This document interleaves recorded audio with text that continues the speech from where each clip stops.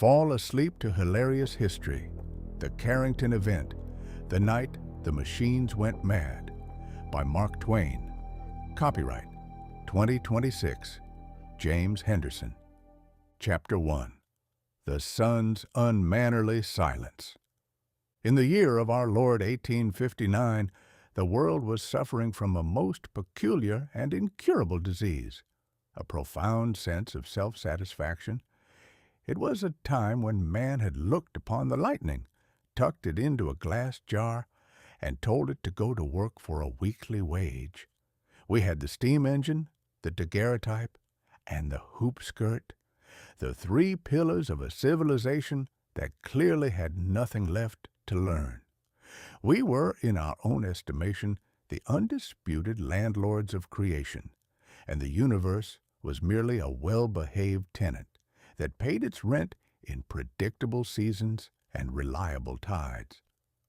The sun, in particular, was seen as a dependable, if somewhat distant, acquaintance.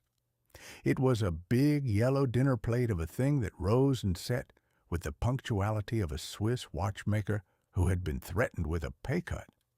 In those days, we didn't think of the sun as a roiling, chaotic ball of nuclear fury, mostly because we hadn't invented the words for it yet, but rather as a sort of celestial fireplace.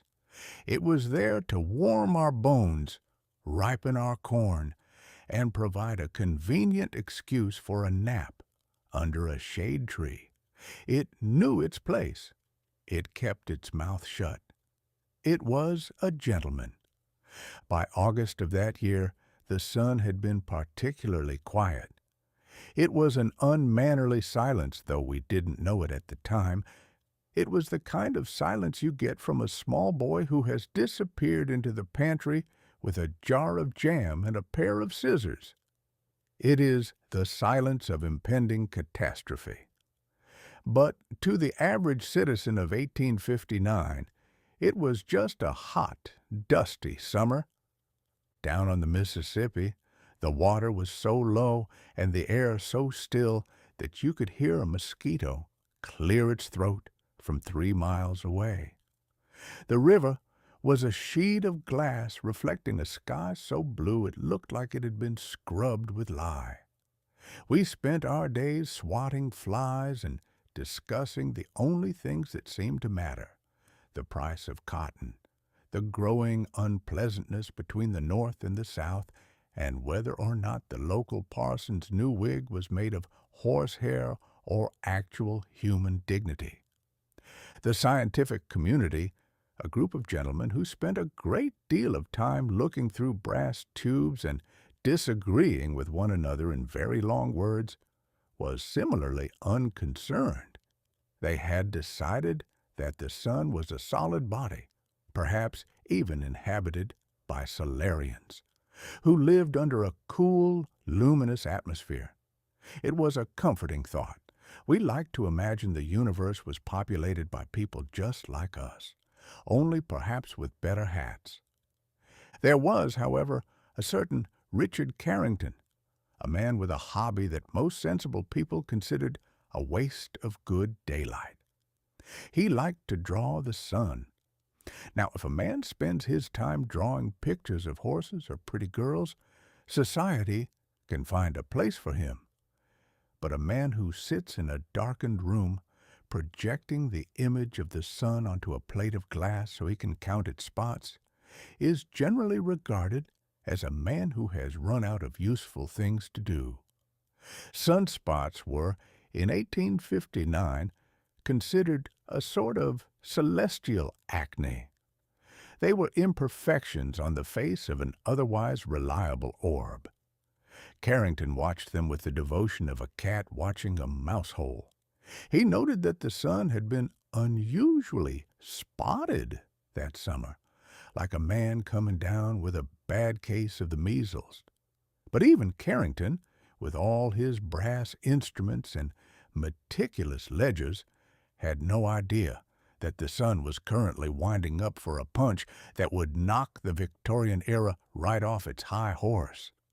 You see, the problem with progress is that it makes us terribly vulnerable to the whims of nature. In the old days, if the sun decided to throw a tantrum, the worst that happened was a withered crop of turnips or a particularly nasty sunburn. But by 1859, we had gone and done something foolish. We had strung copper wires across the continents. We had built the telegraph. We called it the Victorian Internet, or at least we would have if we knew what an internet was. To us, it was the great highway of thought. We believed that by zapping little pulses of electricity through a wire, we were stitching the world together. We thought we were masters of the spark. We didn't realize we had simply built a giant planet-sized lightning rod and then invited the sun to come and see what happened when you touched it. That August, the telegraph was the pride of the age. It was a miracle. You could sit in New York and find out exactly how miserable someone was in London in a matter of minutes, rather than waiting weeks for a letter to arrive by boat. It was a revolutionary advancement in the field of human complaining. The wires hummed with the business of empires, the price of gold, and the frantic messages of husbands explaining to their wives why they would be late for supper. And all the while, the sun sat up there, glowing with a deceptive, oily calm. It was the calm of a bored giant watching an ant build a very elaborate house out of toothpicks. In the weeks leading up to the great commotion, there were subtle signs that the universe was getting ready to play a practical joke. Some sailors reported that their compasses were acting skittish, pointing toward the North Pole one minute and toward a particularly interesting ham sandwich the next. In the higher latitudes, the northern lights made a few brief, flickering appearances, like a theater troupe testing the stage lights before the main performance. But down here on the ground, we were too busy being modern to notice. We were preoccupied with the Great Eastern, the massive iron ship that was supposed to be unsinkable, a claim that always seems to tempt the Almighty into a game of hold my cider. We were reading Mr. Darwin's new book about where we all came from, which was causing quite a stir in the parlors of the righteous. We were convinced that we were moving toward a golden age of reason and electricity. I recall sitting on a porch in Hannibal, watching the heat shimmers dance off the railroad tracks. The railroad, too, was a new god. It promised to take you from one place to another with such speed that your soul might have trouble catching up. We were a people in a hurry. We were a people who believed that distance had been conquered and that the stars were merely decorative lanterns hung for our amusement. There is a specific kind of arrogance that comes with a well-pressed suit and a reliable steam engine. It is the arrogance of thinking you have the manual of the universe tucked in your coat pocket. We looked at the sun and saw a clock. We didn't see a furnace. We looked at the telegraph and saw a servant. We didn't see a tether to a wild animal. The sun's silence that August was, in retrospect, a masterpiece of comedic timing. It waited until we were perfectly comfortable. It waited until we had invested our fortunes and our faith in the copper wire. It waited until Richard Carrington had his pen poised over his paper. It was a quiet Tuesday, or perhaps a Wednesday, the kind of day that is so unremarkable it feels like it might last forever. The air was heavy, the flies were lazy, and the world was smug. And then, without so much as a "by your leave," the sun cleared its throat. But that is a story for the next chapter. For now, let us remember the world as it was in those final, flickering moments of the old silence, a world where a wire was just a wire, where the sky stayed where it belonged, and where the sun was a gentleman who minded his own business. It was the last time in human history that we could look at a clear blue sky and not worry that it was about to bite us. It was a lovely, peaceful, utterly delusional time to be alive, and like all good things, it was about to be ruined by a man who couldn't stop staring at the sun and a star that decided it was tired of being a dinner plate. The stage was set. The wires were strung. The audience was asleep. And up in the gallery the sun was reaching for the light switch with a very wicked glint in its eye. If we had been smarter, we might have noticed that the birds had stopped singing, and the cows were looking toward the horizon with an expression of deep, bovine suspicion. But we weren't smarter. We were Victorians. We simply adjusted our top hats, checked our pocket watches, and waited for the future to arrive, never suspecting that the future was about to arrive at the speed of light, carrying a very large stick.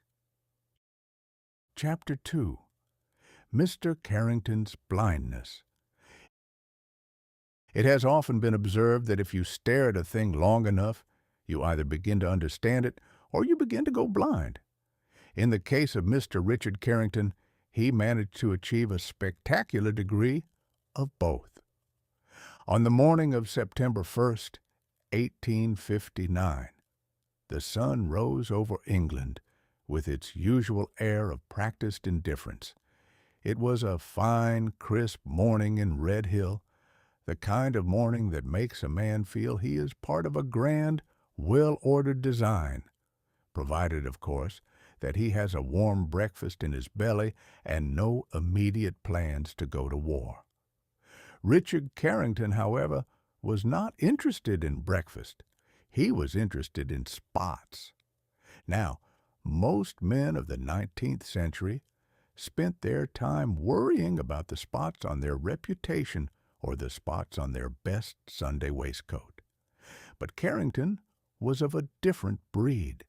He was an amateur astronomer, which is to say, he was a man who possessed enough money to indulge in a hobby that yielded absolutely no practical benefit to society, yet required an amount of labor that would have made a coal miner weep with exhaustion. He had spent years in a darkened room, squinting through a brass tube at the sun, like a man trying to find a specific grain of sand in a desert by looking through a straw. The art of celestial peeping. Carrington's setup was a marvel of Victorian ingenuity and sheer stubborn persistence. He didn't look directly at the sun, for even in 1859 it was understood that doing so was a quick way to turn one's eyeballs into two very expensive, useless poached eggs. Instead, he projected the image of the sun through his telescope onto a plate of glass, where he would then trace the sunspots with a pencil. It was a quiet, dignified occupation. He was, in essence, the sun's personal portraitist. He sat there in the shadows, day after day, recording the freckles on the face of the Almighty. He believed he was uncovering the secrets of the universe. In reality, he was merely recording the shifting moods of a giant that didn't know he existed. Around 11:18 a.m., Carrington was engaged in his usual routine. He was sketching a particularly large group of sunspots, an ugly, jagged conglomeration that looked like a bruise on the golden skin of the day. And then, without any warning from the Department of Providence, the sun decided to wink back. The million-cannon salvo. Suddenly, within the area of the sunspots he was sketching, two patches of intensely bright and white light erupted. Carrington, being a man of science, did not immediately conclude that the world was ending. though it would have been a perfectly reasonable assumption. He described the light as being far brighter than the sun itself, which is a bit like saying a firecracker is louder than a thunderclap. For 5 minutes, these white flames danced across the solar surface. They didn't just glow, they screamed. It was as if the sun had suddenly remembered it was a furnace of unimaginable violence and had decided to vent its spleen directly at the man with the pencil.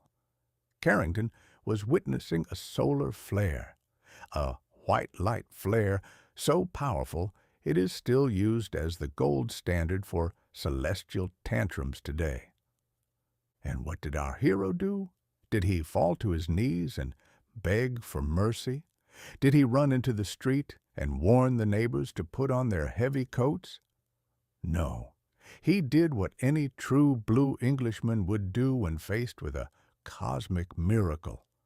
He ran out of the room to find a witness because he knew that if he told people about it later without a second signature, they'd think he'd been hitting the sherry too early.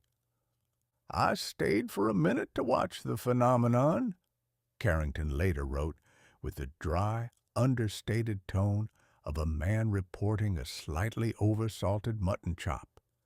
"But I was so surprised at its appearance that I was desirous of calling someone to witness it with me."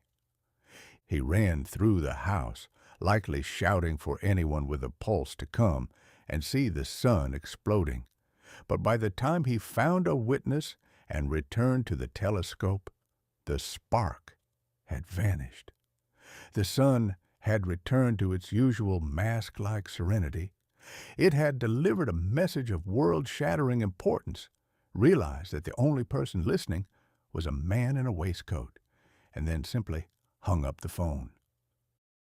The blindness of the specialist. There is a profound absurdity in a man staring at the sun and being surprised when it does something fiery. We spend our lives domesticating the world, turning the wild terrors of nature into neat little diagrams in textbooks. And then we are genuinely offended when the diagrams don't hold still. Carrington's blindness was not just the temporary dazzle of the white light. It was the blindness of the entire age. We thought we had the sun tally-hoed.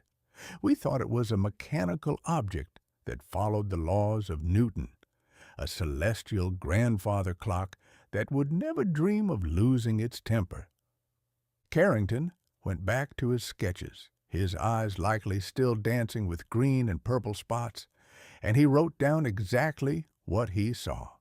He was careful. He was precise. He noted the time, the coordinates, and the intensity. He was like a man who has just seen a dragon fly past his window and decides to write a very stern letter to the local council about the state of the aviation laws.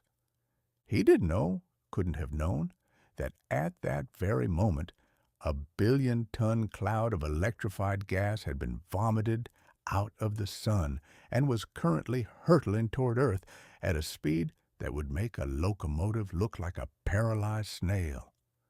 He thought he had seen a light. He didn't realize he had seen the beginning of an invasion. The wait for the blow. If you throw a rock at a hornet's nest, there is a very specific, very pregnant interval of time between the impact of the stone and the arrival of the hornets. The universe, in its infinite sense of drama, provides a similar delay. The light of the flare reached Carrington in 8 minutes. The particles, the angry and visible hornets of the solar wind, would take 18 hours. Carrington spent those 18 hours in a state of mild academic excitement.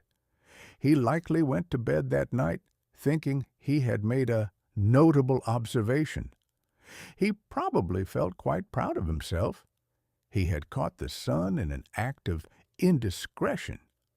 He expected to present his findings to the Royal Astronomical Society and receive a polite round of applause and perhaps a medal.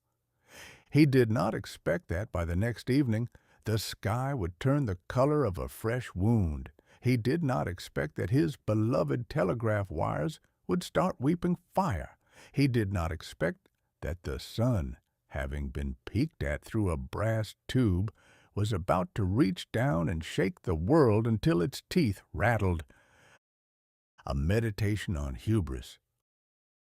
We often talk about enlightenment, but Carrington's experience suggests that true light is mostly just blinding. We want to know the secrets of the stars, but we forget that stars are not made of secrets. They are made of fire. The narrator notes that man is the only creature who will spend a fortune to build a device that allows him to stare at a literal godfire, and then act as though he has been personally insulted when the godfire winks back. We are a species that thrives on a very specific kind of optimistic stupidity. We think that because we can measure a thing, we can control it. We think that because we have a name for the sun, we are on speaking terms with it. But the sun does not care for names.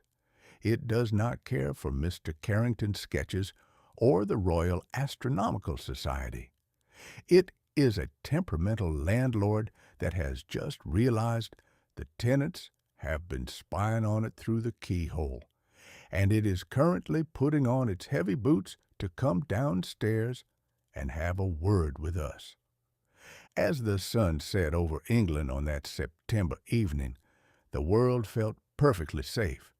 The trains were on time, the empire was expanding, and the copper wires were singing their quiet songs of commerce.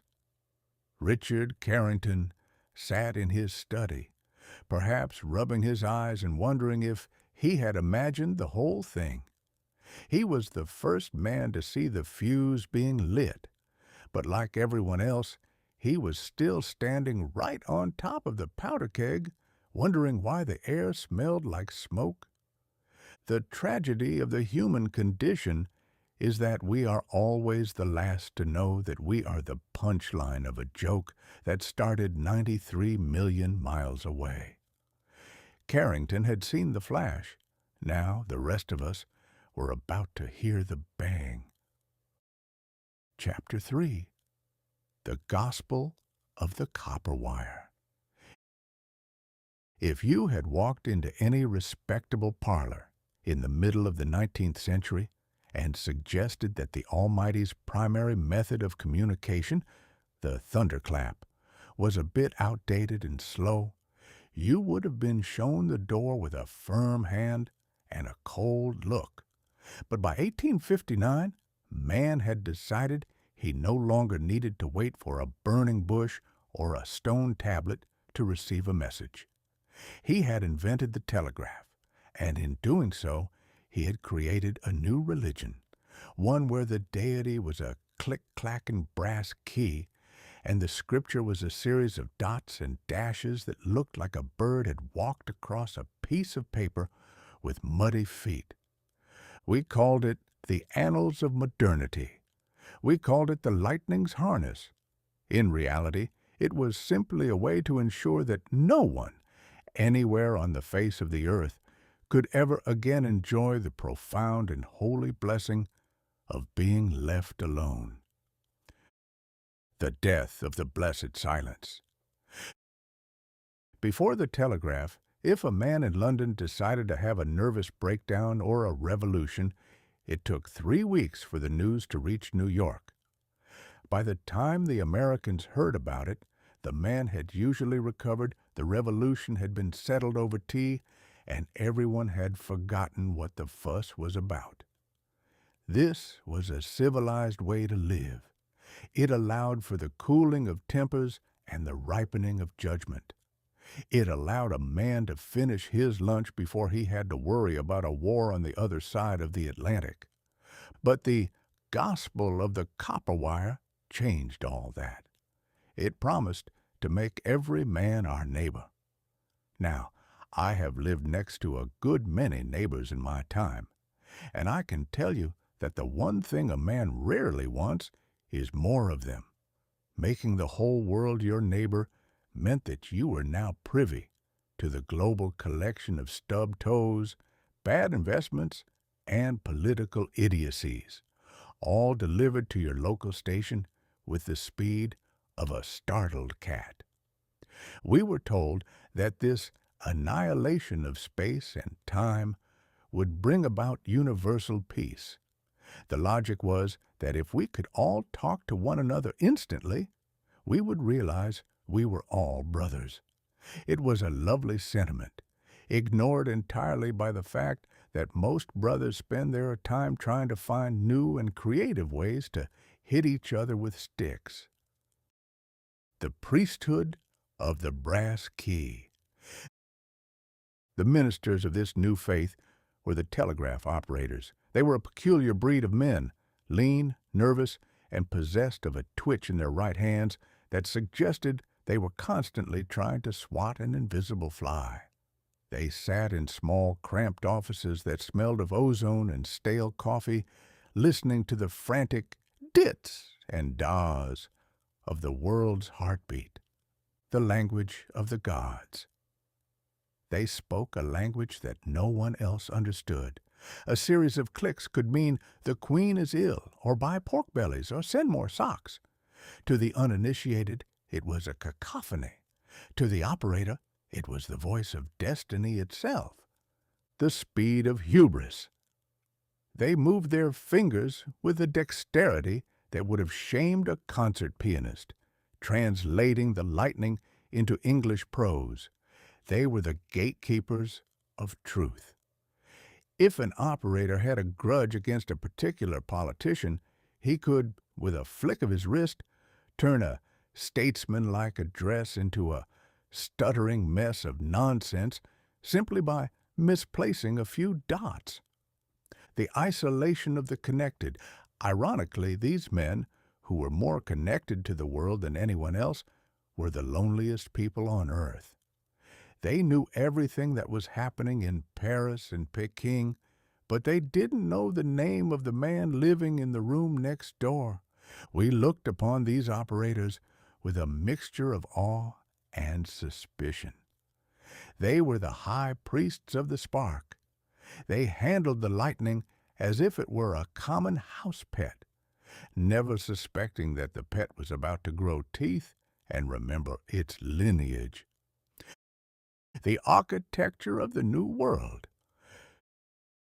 To support this new religion, we had to scar the landscape.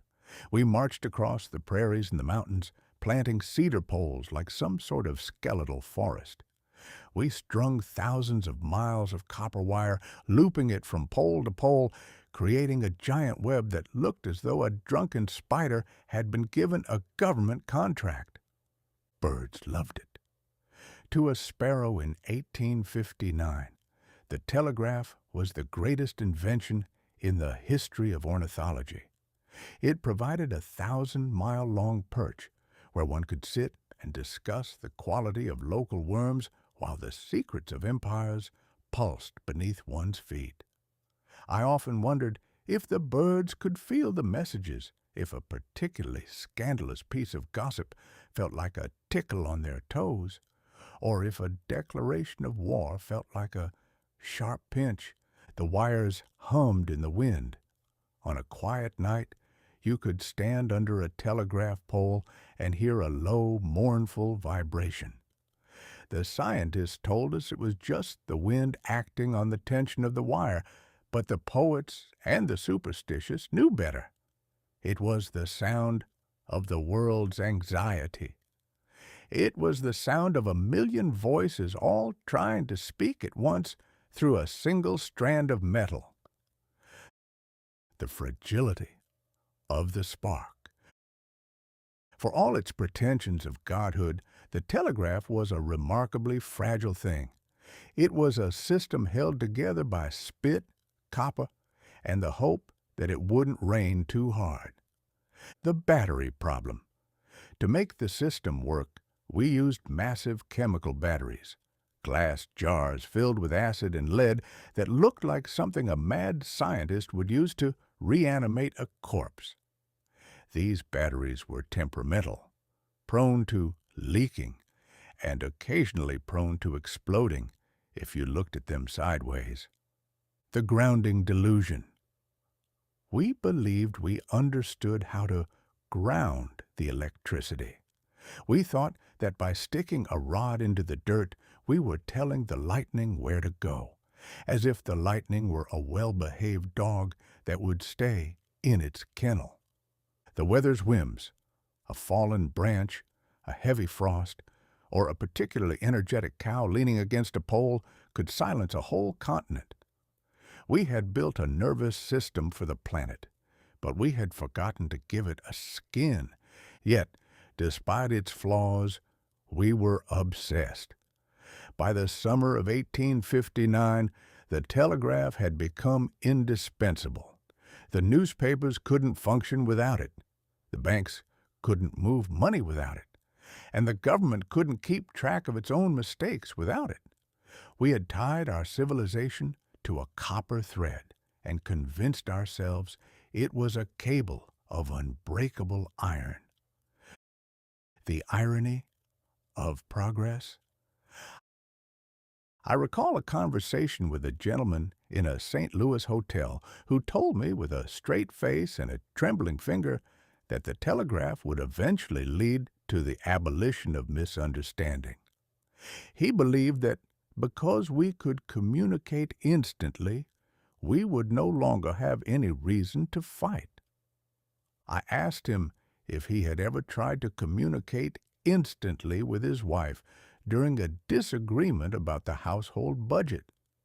He turned a very interesting shade of purple and moved to another table. That was the flaw in the gospel of the copper wire. It assumed that the problem with humanity was a lack of information. It never occurred to us that the more information we had, the more reasons we would find to be annoyed with one another.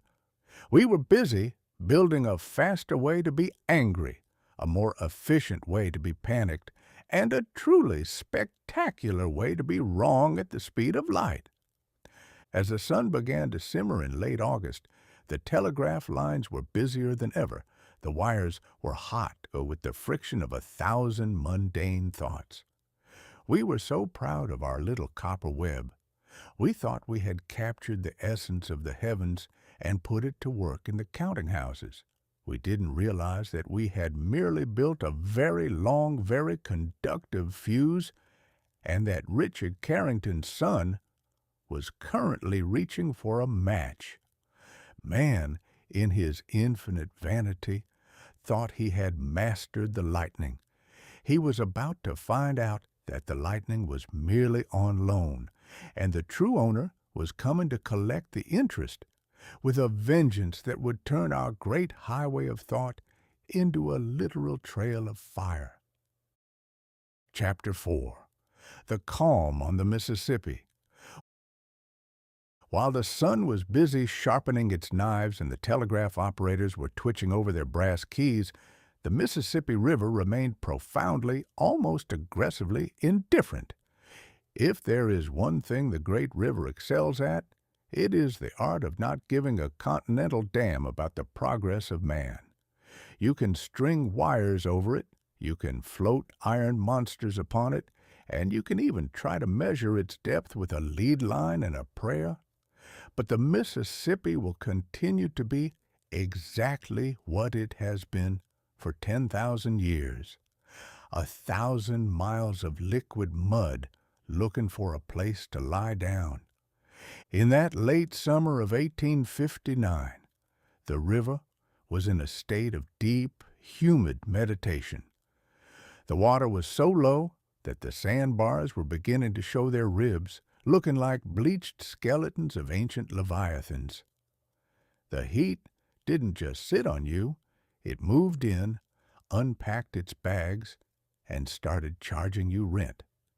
It was the kind of heat that made a man consider whether his shirt was strictly necessary for salvation, and usually the verdict was in favor of the shirt, if only to keep the mosquitoes from forming a permanent settlement on his back. The philosophy of mud. There is a certain dignity in mud that we often overlook in our rush toward civilization. Mud doesn't try to be anything other than what it is. It doesn't promise to carry your thoughts at the speed of light, and it certainly doesn't catch fire when the sun gets a headache. On the banks of the Mississippi, the mud was the primary reality. It coated the piers, it paved the streets of the little river towns, and it gave the very air a scent of ancient, decaying vegetation and catfish dreams. The folks living along the river in 1859 were, by and large, a people who lived at the speed of a drifting log. To them, the gospel of the copper wire was an interesting rumor, much like the idea that people in New York ate oysters for breakfast, or that there was a giant hole at the North Pole leading to the center of the earth. It was something that happened back east or up north. I remember watching a deckhand on a flatboat near Cairo. He was a man whose entire worldview was bounded by the next bend in the river and the contents of his tobacco pouch. If you had told him that the sun had just emitted a white light flare of unprecedented magnitude, he would have looked at you with an expression of profound, unhurried suspicion, spat a stream of amber juice into the water, and asked if that meant the price of corn was going up or down. The oblivious steamboat. The great steamboats, those floating palaces of gingerbread wood and screaming boilers, were the only things that felt modern on the river.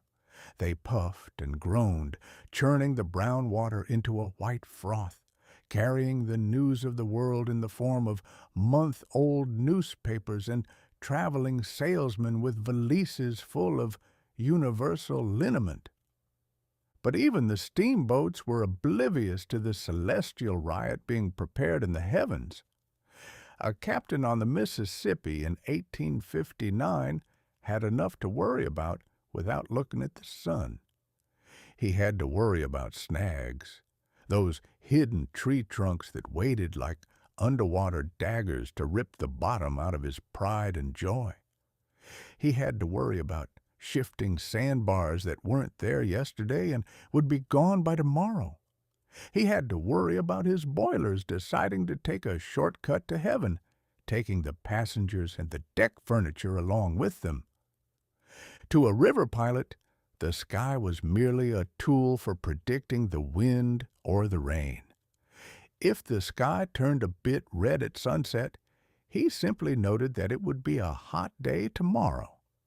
He didn't realize that the redness was currently being manufactured by a solar wind that was tearing through the Earth's magnetic shield like a hot knife through a pat of butter. The contrast of the ages. There was a profound irony in the scene. Here we were, a nation on the brink of a mechanical and social explosion. In the cities, men were talking about the wire and the engine and the future. But on the Mississippi, the old world was still very much in charge. The turtle and the telegraph, a snapping turtle on a log near Vicksburg, was arguably more in tune with the universe than a telegraph operator in Boston. The turtle knew the water was warm and the air was heavy. It didn't care about the annihilation of space. It was perfectly content with the space it had, provided there was a fly within reach. The illusion of control. We humans like to think we are the protagonists of the story. We think the sun is the stage lighting and the river is the scenery. But as the Carrington Event loomed, the river and the mud were the only things that were actually safe. The more we had tied ourselves to the invisible spark, the more we had placed our necks on the chopping block of the cosmos. The silence of the banks. In the small towns like Hannibal or Natchez, the evening of September first arrived with the usual chorus of bullfrogs and the distant clanging of a church bell. People sat on their porches, fanning themselves with palm leaf fans, talking about the weather. They had no idea that the weather was about to become something that belonged in the book of Revelation rather than the farmer's almanac. The last night of the old world. I recall a particular evening just before the storm hit. The air was so still you could have balanced a needle on the surface of the river. The reflections of the stars in the water were so bright and clear that you felt as though you were floating in the middle of a vast, dark cathedral. There was a sense of peace that surpassed understanding, mostly because we were too ignorant to understand what was coming. We were tenants on a very small rock, as I have said before, but we were tenants who had forgotten to read the fine print of our lease. The lease stated quite clearly that the landlord reserved the right to perform unexpected maintenance on the atmosphere at any time. As the sun dipped below the horizon, casting a long, bloody shadow across the water, the people of the Mississippi went to bed. They blew out their kerosene lamps, tucked themselves under mosquito netting, and prepared for another day of mud, heat, and slow-moving time. They didn't know that by midnight the sky would catch fire. They didn't know that the birds would wake up and start singing at 2 in the morning, convinced that the sun had returned in a fit of drunken enthusiasm. The mud remained content to be mud. The river remained content to be the river. But the human world, the world of the wire, the pulse, and the spark, was about to find out that it was built on a foundation of lightning and hope. And the lightning was currently in a very bad mood. It was the calm before the spark. It was the last moment of the great unknowing. And as I sat there, watching the dark water roll by, I couldn't help but think that the Mississippi had the right idea all along. If you're going to be anything in this universe, be mud. Nobody tries to send a telegram through mud, and the sun never bothers to set it on fire. But we weren't mud. We were modern men, and we were about to pay the price for our promotion. Chapter 5. The Midnight Sunrise. There is a long-standing agreement between the earth and the sun that the latter shall not make an appearance until the former has had a decent chance to finish its snoring. This is the foundation of all human productivity, or at least the excuse for the lack of it. We depend on the darkness to hide our failures and the morning to provide a fresh start for new ones. But on the night of September 2nd, 1859, the sun decided to tear up the contract, skip the preamble, and arrive for work at approximately 1 o'clock in the morning. It did not arrive with the gentle, bashful pink of a standard dawn.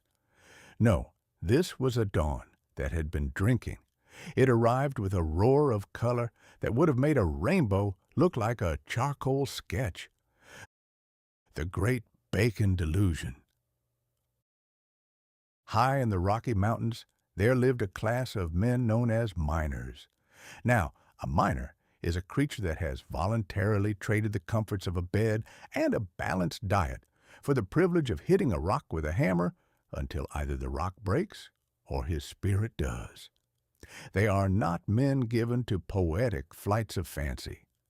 If a miner sees a light in the sky, his first thought is not, "What a majestic celestial display," but rather, "Is it time to fry the bacon?" At 1 a.m., the peaks of the Rockies were suddenly bathed in a light so brilliant that you could have read a legal contract by it. Though why anyone would want to do such a thing at that hour is a mystery best left to the lawyers. The sky was a swirling cauldron of blood-red emerald green, and a gold so pure it made the miners' actual findings looked like brass buttons. The reaction was instantaneous and entirely practical. The alarm clock of the gods. Across the mountain camps, men who had only been asleep for 2 hours sat bolt upright, rubbed their eyes, and cursed the brevity of the night. They didn't check their watches, mostly because a miner's watch is usually a decorative piece of tin that stopped ticking during the Polk administration. They simply looked at the light and assumed the day had started. The sizzle of industry. Within 20 minutes, the smell of wood smoke and salt pork began to waft through the canyons. Men were pulling on their boots, sharpening their picks, and grumbling about how the mornings were getting earlier every year. The midnight shift. Entire camps were fully operational. They were eating breakfast, washing their faces in icy streams, and preparing to head into the shafts. It was the most productive hour in the history of the American mining industry, and it was taking place entirely by mistake. I have always admired the human capacity to ignore a miracle if it interferes with a routine. Here were men standing under a sky that looked like the end of the world, and their primary concern was whether the coffee was strong enough to float a horseshoe. The bird who cried sun. It wasn't just the humans who were being played for fools. The local wildlife, which generally possesses more common sense than a man with a shovel, was equally bamboozled. The birds, those self-appointed heralds of the morning, took one look at the crimson horizon and decided that their shift had begun. Usually, the dawn chorus is a gradual affair. A few tentative chirps from a robin, a reply from a sparrow, and eventually a full-throated symphony. But on this night, the birds didn't chirp. They screamed. It was a cacophony of confusion. Thousands of songbirds took to the air, circling in the red light, singing their hearts out to a sun that was currently 93 million miles away and laughing at them. "I have seen a dog try to catch its own tail," I once remarked to a friend, "and I have seen a politician try to catch a consistent thought. But I have never seen anything quite so pathetic as a bird trying to find a worm in the middle of a solar storm." The owls, meanwhile, were having a dreadful time of it. They had just settled in for a productive night of rodent hunting when the sky turned into a 4th of July display that refused to go out. They retreated to their hollow trees, looking disgruntled and blinking with the sort of heavy-lidded resentment usually reserved for a man who has been woken up by a brass band in his bedroom. A sky of bruised plums and fire. As the miners trudged toward their claims, some of them finally began to notice that something was off. The light wasn't coming from the east. It was coming from everywhere. It was a 360-degree dawn. The shadows were dancing in directions that defied the laws of Euclid. A man would look down and see 3 shadows of himself, one red, one green, and one a sickly shade of violet.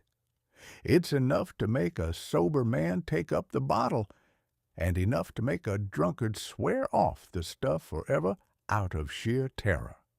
The colors were not static. They shifted and pulsed like the breathing of a great, luminous beast. The crimson tide, a deep, pulsating red that made the granite peaks look like they were soaked in wine. The ghostly curtains, great shimmering sheets of white and green light that draped across the sky, waving in a wind that didn't exist. The electric pulse. Occasionally, a flash of pure white would bridge the horizon, bright enough to make a man clap his hands over his eyes and wonder if he'd been struck by lightning without the courtesy of a thunderclap. the dawn of realization. The moment of truth usually arrived when a miner finally happened to glance at his pocket watch, or perhaps when the morning lasted for 4 hours, without the sun actually poking its head over the horizon. I recall the story of one particularly stubborn Irishman in a camp near Pike's Peak. He had finished his breakfast, hiked 2 miles to his claim, and had been swinging his sledgehammer for nearly an hour before he stopped, looked at the sky, and realized he could see the stars through the daylight. Now, that is a sobering realization. When the sun is out, the stars are supposed to be tucked away in the cupboard. If you can see both at the same time, it means either the universe is broken or you've finally cracked under the pressure of the solitude. He dropped his hammer, sat down on a rock, and watched a curtain of green fire dance across the Big Dipper. He later reported that he felt as though he were a character in a book that the author had grown tired of writing correctly. The humor of the cosmic prank. There is something inherently funny about the sun pretending to be a morning person when it's actually the middle of the night. It is the ultimate practical joke. The sun is the one thing in our lives we rely on to be predictable.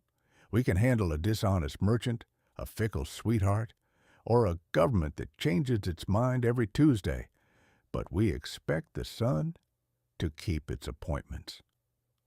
By 3 a.m., the mining camps were a scene of profound confusion.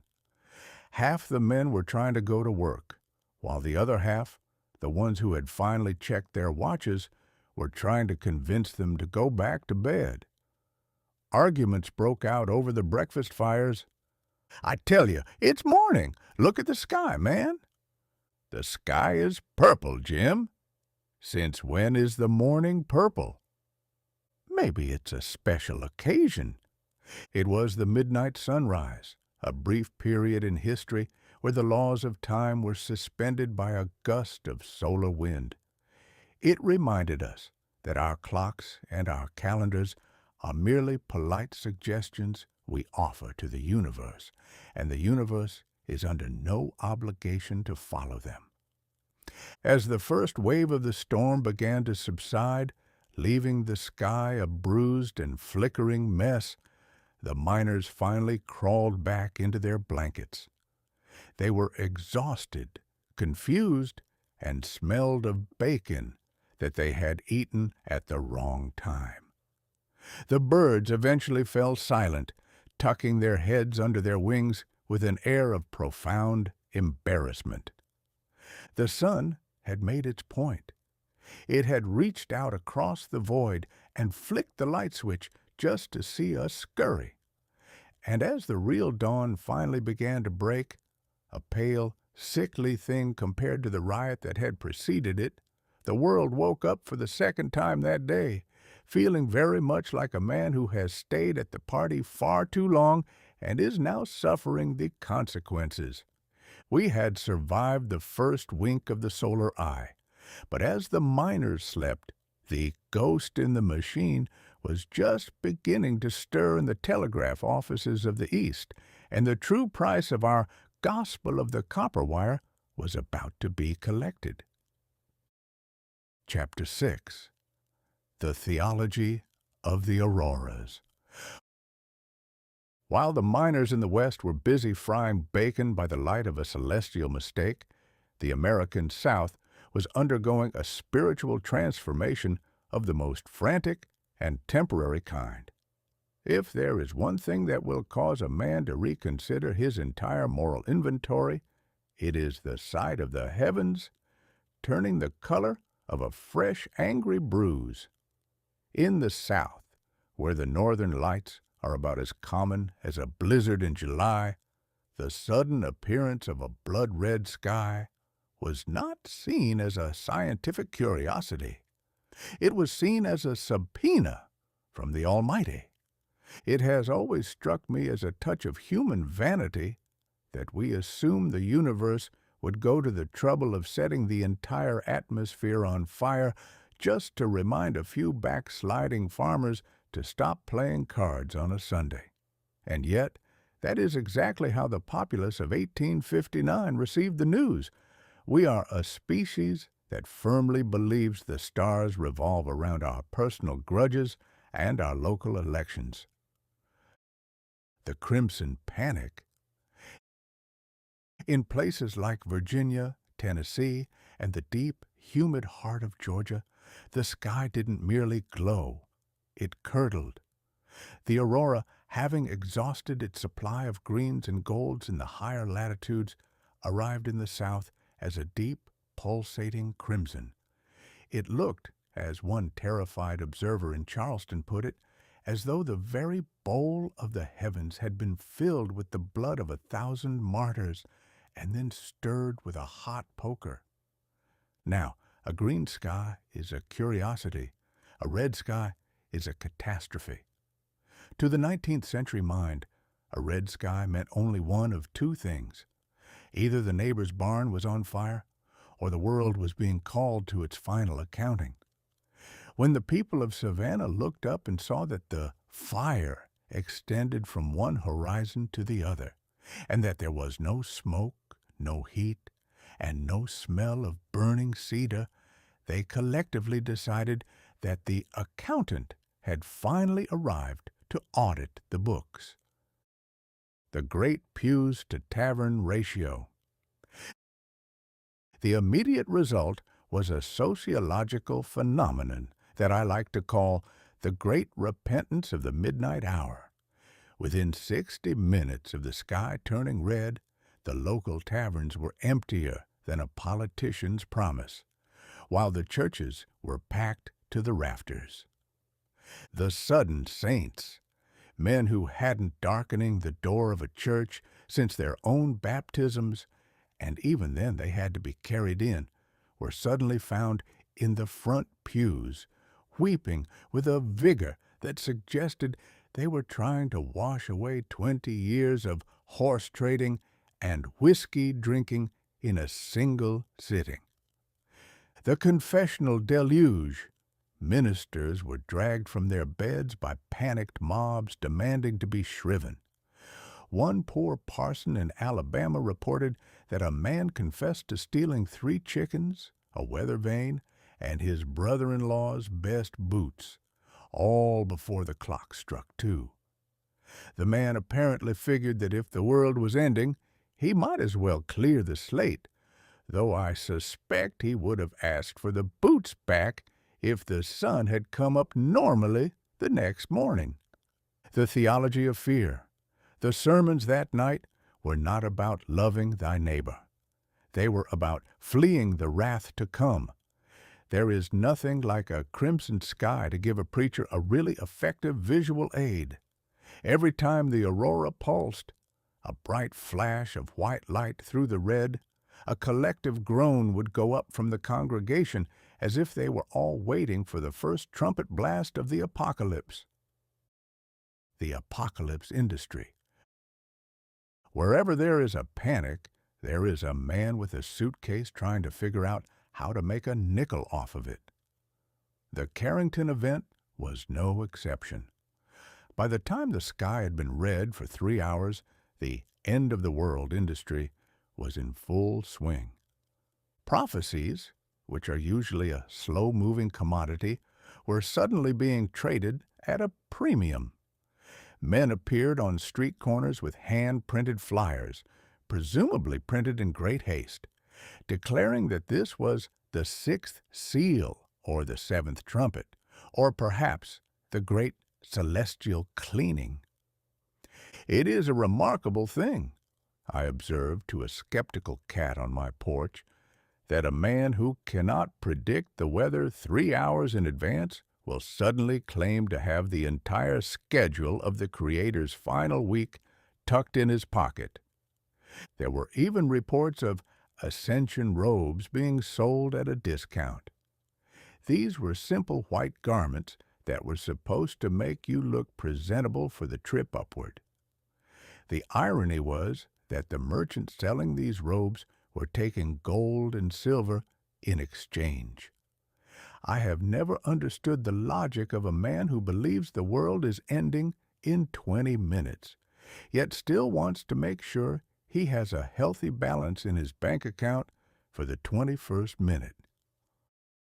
The scientific minority. Of course, there were a few men of science who tried to calm the masses.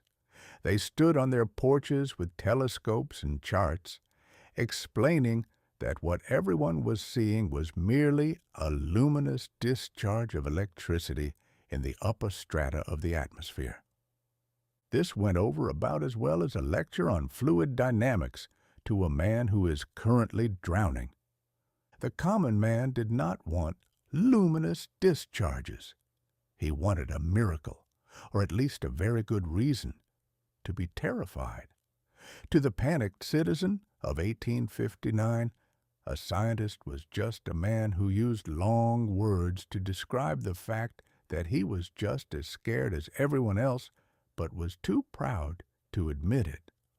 One professor in Richmond tried to explain the phenomenon as reflected light from polar ice, to which a local blacksmith reportedly replied, "Professor, unless that ice is currently on fire and falling on our heads, I suggest you start praying."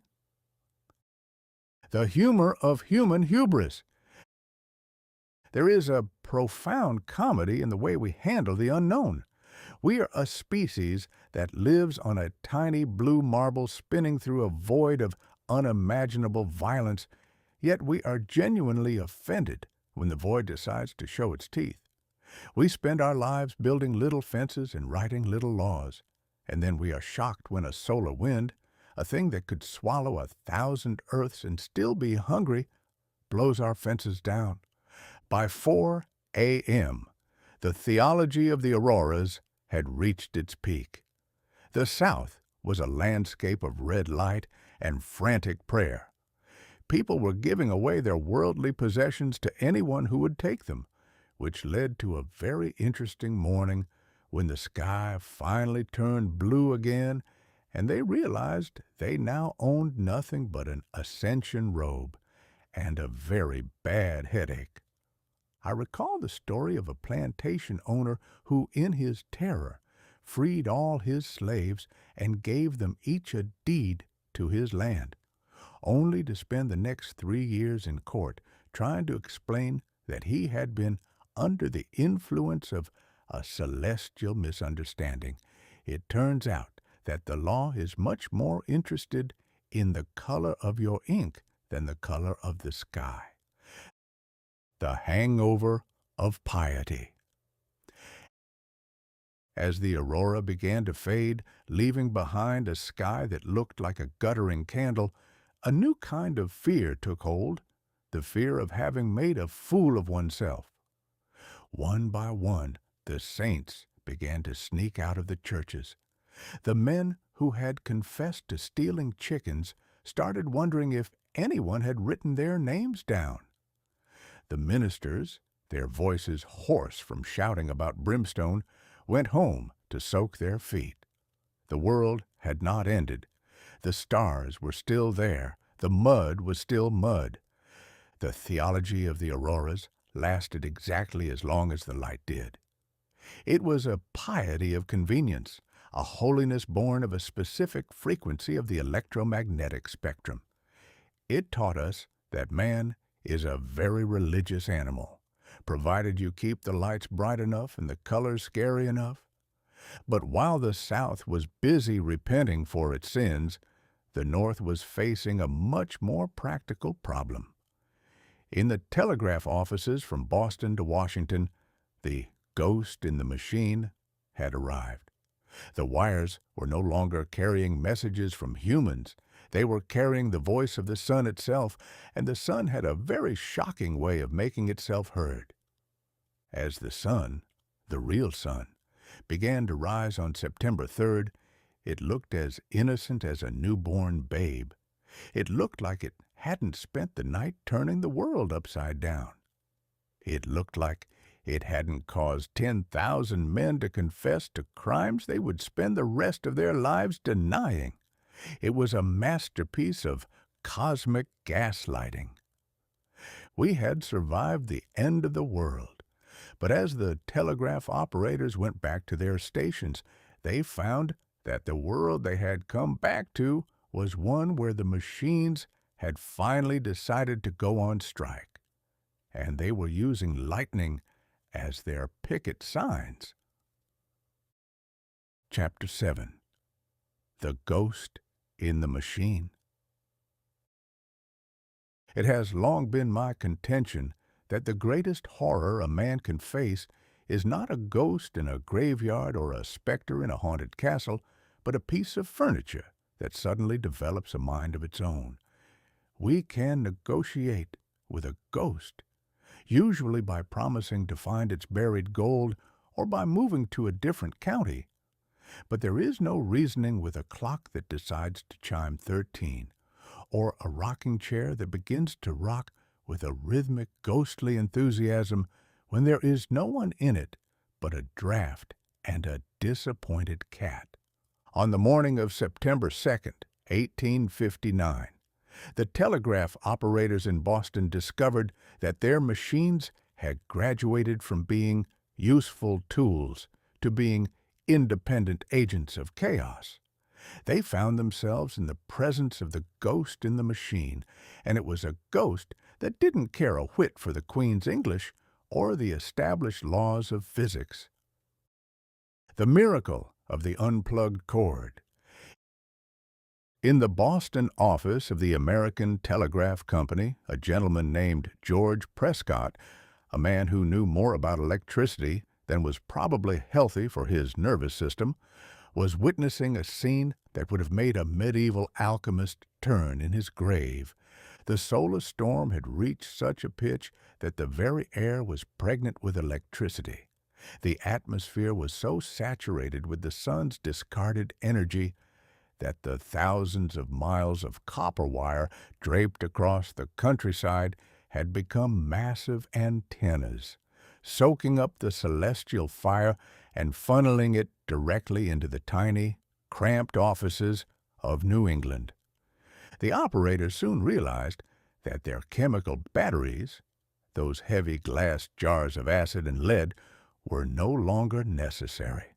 In fact, the batteries were a positive hindrance. The lines were so hot with auroral current that the equipment was beginning to smoke. The disconnection. In a fit of inspired desperation, the operators disconnected the batteries entirely. They pulled the wires, cut the circuits, and stood back, expecting the machines to fall silent. The defiance. To their horror, the machines didn't stop. The brass keys continued to click. The needles continued to dance.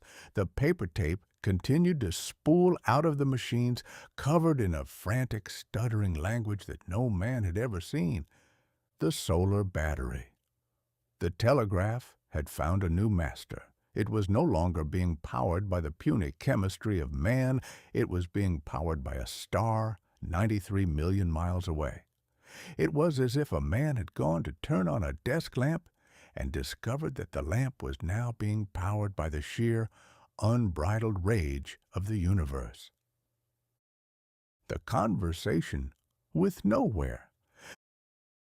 There is a transcript, a genuine historical record, of the conversation that took place between the Boston and Portland offices during this time. It is, in my estimation, the finest piece of unintentional comedy ever produced by a copper wire. It read, in part, as follows. Boston to Portland. Please cut off your battery entirely and see if you can work with the auroral current alone.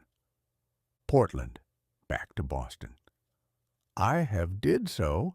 Will you do the same? Boston. I have done so. We are working entirely with the aurora. How do you receive my writing? Portland. Very well. Much better than when the batteries were on. The current comes and goes in waves. Think of the sheer, magnificent hubris of it. These men were chatting across the miles, using the blood of the heavens to send messages about how well they were receiving each other's messages. It was like two ants using a forest fire to light their cigars. They were delighted by the efficiency of it. They were congratulating themselves on their free power, never stopping to consider that when the universe decides to pay your electric bill, it usually intends to collect a much more expensive form of interest later on. The horror of the self-willed tool. But beneath the technical wonder, there was a deeper, more unsettling realization. A machine is supposed to be a servant. Its primary virtue is its obedience. A hammer does not decide to hit a thumb. A saw does not decide to stop mid-plank to contemplate the sunset. But here was the telegraph, the pinnacle of Victorian achievement, deciding that it no longer needed its master to speak. As the storm peaked, the machines began to talk to one another without the intervention of human hands. The needles would twitch and jump, scratching out long, meaningless lines of gibberish. To the weary operators sitting in the flickering, eerie glow of the aurora, it felt as though the machines were whispering to each other in a private tongue. Perhaps they were discussing the weather on Jupiter. Perhaps they were complaining about the clumsy 10-fingered bipeds who spent all day tapping on their heads. Or perhaps they were simply screaming in a language of pure, unadulterated energy.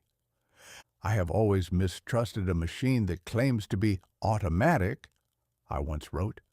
Anything that can do its own work can also do its own mischief, and a machine with a sense of initiative is just a disaster, waiting for a convenient moment to happen. The philosophy of the invisible hand. We had spent decades convincing ourselves that we were the ones pulling the strings. We thought that by taming the spark, we had made ourselves gods. But the ghost in the machine proved that we were merely toddlers playing with a loaded pistol we had found in the attic. The operators in Boston found that they could no longer control the messages. A message sent from New York would arrive in Boston as a jumble of nonsense, as if the sun had intercepted the telegram and decided to edit it for brevity and spite. A heartfelt letter of condolence would be transformed into a series of frantic clicks that sounded like a woodpecker with a caffeine addiction. The horror wasn't that the machines were broken. The horror was that they were too alive. They were vibrating with a power they weren't designed to hold. The arcing spark.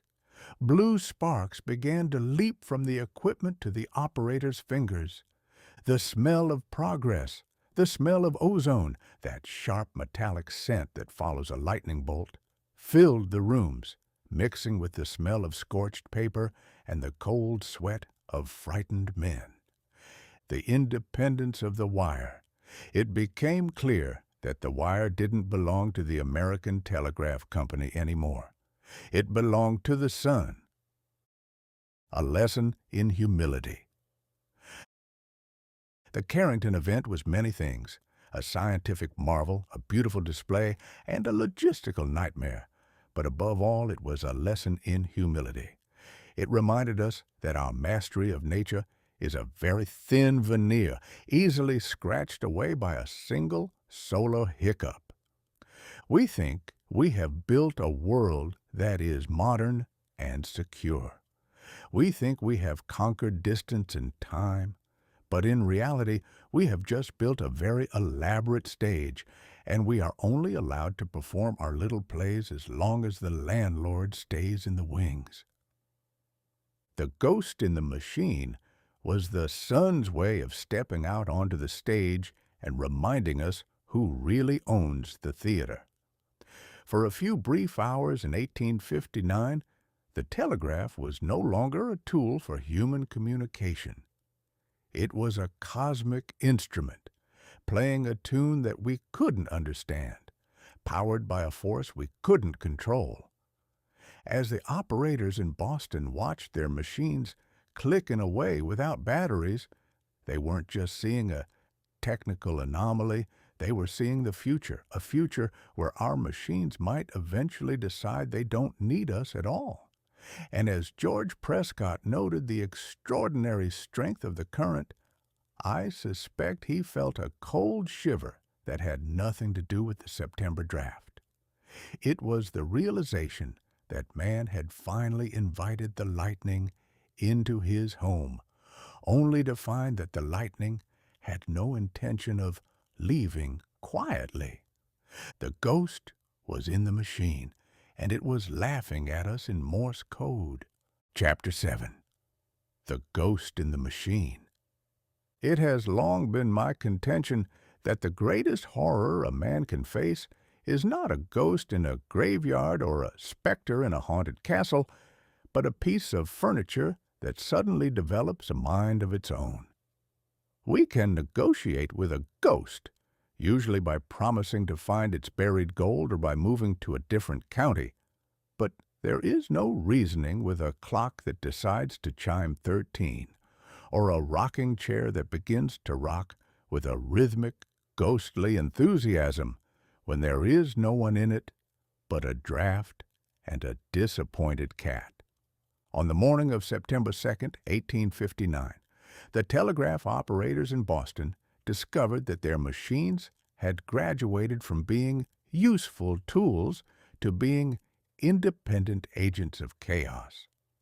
They found themselves in the presence of the ghost in the machine, and it was a ghost that didn't care a whit for the Queen's English or the established laws of physics. The miracle of the unplugged cord. In the Boston office of the American Telegraph Company, a gentleman named George Prescott, a man who knew more about electricity than was probably healthy for his nervous system, was witnessing a scene that would have made a medieval alchemist turn in his grave. The solar storm had reached such a pitch that the very air was pregnant with electricity.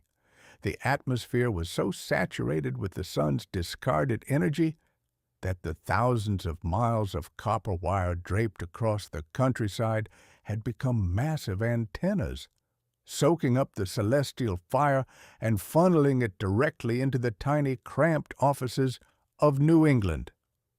The operators soon realized that their chemical batteries, those heavy glass jars of acid and lead, were no longer necessary.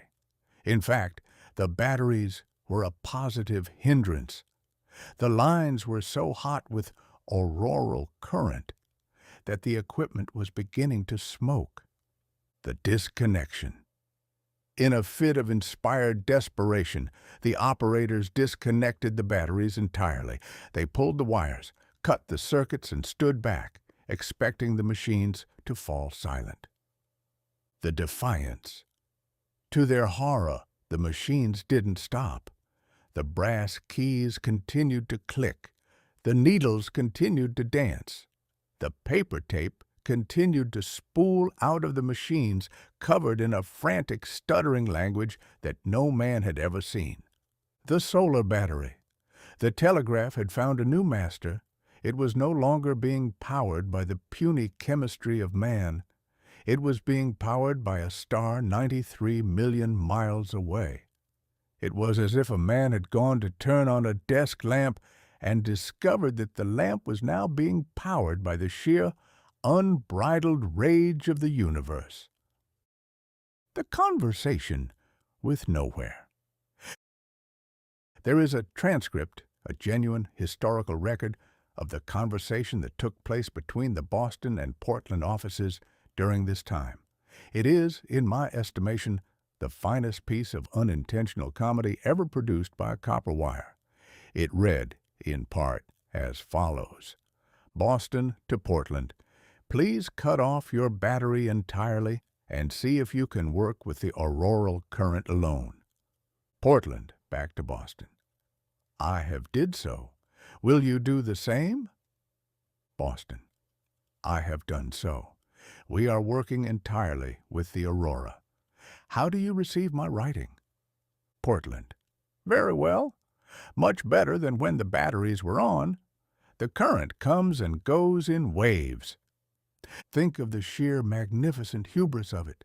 These men were chatting across the miles, using the blood of the heavens to send messages about how well they were receiving each other's messages. It was like two ants using a forest fire to light their cigars. They were delighted by the efficiency of it. They were congratulating themselves on their free power, never stopping to consider that when the universe decides to pay your electric bill, it usually intends to collect a much more expensive form of interest later on. The horror of the self-willed tool.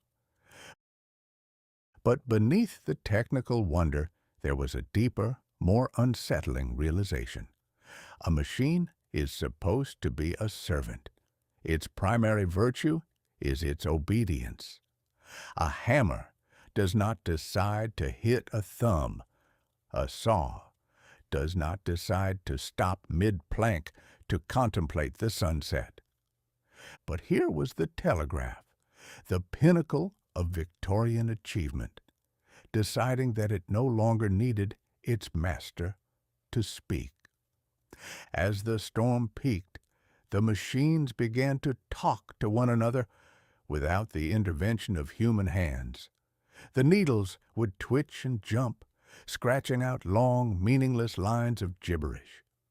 To the weary operators, sitting in the flickering, eerie glow of the aurora, it felt as though the machines were whispering to each other in a private tongue. Perhaps they were discussing the weather on Jupiter. Perhaps they were complaining about the clumsy 10-fingered bipeds who spent all day tapping on their heads. Or perhaps they were simply screaming in a language of pure, unadulterated energy. I have always mistrusted a machine that claims to be automatic, I once wrote. Anything that can do its own work can also do its own mischief. And a machine with a sense of initiative is just a disaster waiting for a convenient moment to happen. The philosophy of the invisible hand. We had spent decades convincing ourselves that we were the ones pulling the strings. We thought that by taming the spark, we had made ourselves gods. But the ghost in the machine proved that we were merely toddlers playing with a loaded pistol we had found in the attic. The operators in Boston found that they could no longer control the messages. A message sent from New York would arrive in Boston as a jumble of nonsense, as if the sun had intercepted the telegram and decided to edit it for brevity and spite. A heartfelt letter of condolence would be transformed into a series of frantic clicks that sounded like a woodpecker with a caffeine addiction. The horror wasn't that the machines were broken. The horror was that they were too alive. They were vibrating with a power they weren't designed to hold. The arcing spark. Blue sparks began to leap from the equipment to the operator's fingers. The smell of progress, the smell of ozone, that sharp metallic scent that follows a lightning bolt, filled the rooms, mixing with the smell of scorched paper and the cold sweat of frightened men. The independence of the wire. It became clear that the wire didn't belong to the American Telegraph Company anymore. It belonged to the sun. A lesson in humility. The Carrington Event was many things. A scientific marvel, a beautiful display, and a logistical nightmare. But above all, it was a lesson in humility. It reminded us that our mastery of nature is a very thin veneer. easily scratched away by a single solar hiccup. We think we have built a world that is modern and secure. We think we have conquered distance and time. But in reality, we have just built a very elaborate stage, and we are only allowed to perform our little plays as long as the landlord stays in the wings. The ghost in the machine was the sun's way of stepping out onto the stage and reminding us who really owns the theater. For a few brief hours in 1859, the telegraph was no longer a tool for human communication. It was a cosmic instrument, playing a tune that we couldn't understand, powered by a force we couldn't control. As the operators in Boston watched their machines clicking away without batteries, they weren't just seeing a technical anomaly. They were seeing the future, a future where our machines might eventually decide they don't need us at all. And as George Prescott noted the extraordinary strength of the current, I suspect he felt a cold shiver that had nothing to do with the September draft. It was the realization that man had finally invited the lightning into his home, only to find that the lightning had no intention of leaving quietly. The ghost was in the machine, and it was laughing at us in Morse code. Chapter 8. The Operator's Jolt. It has often been said that the history of human progress is nothing more than a long, expensive, and remarkably painful catalog of all the ways man has discovered to accidentally set himself on fire.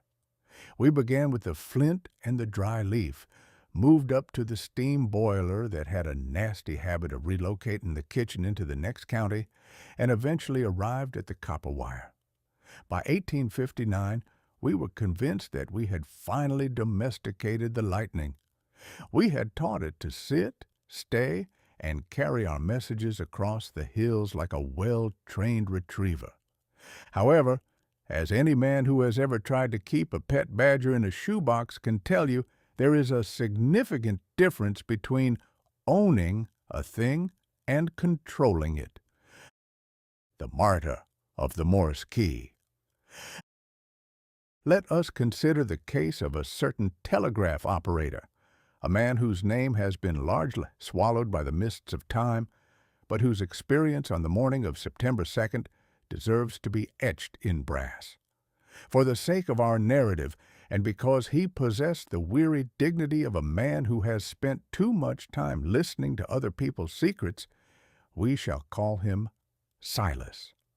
Silas was a veteran of the wires. He had sat in his small, drafty office in Washington, D.C.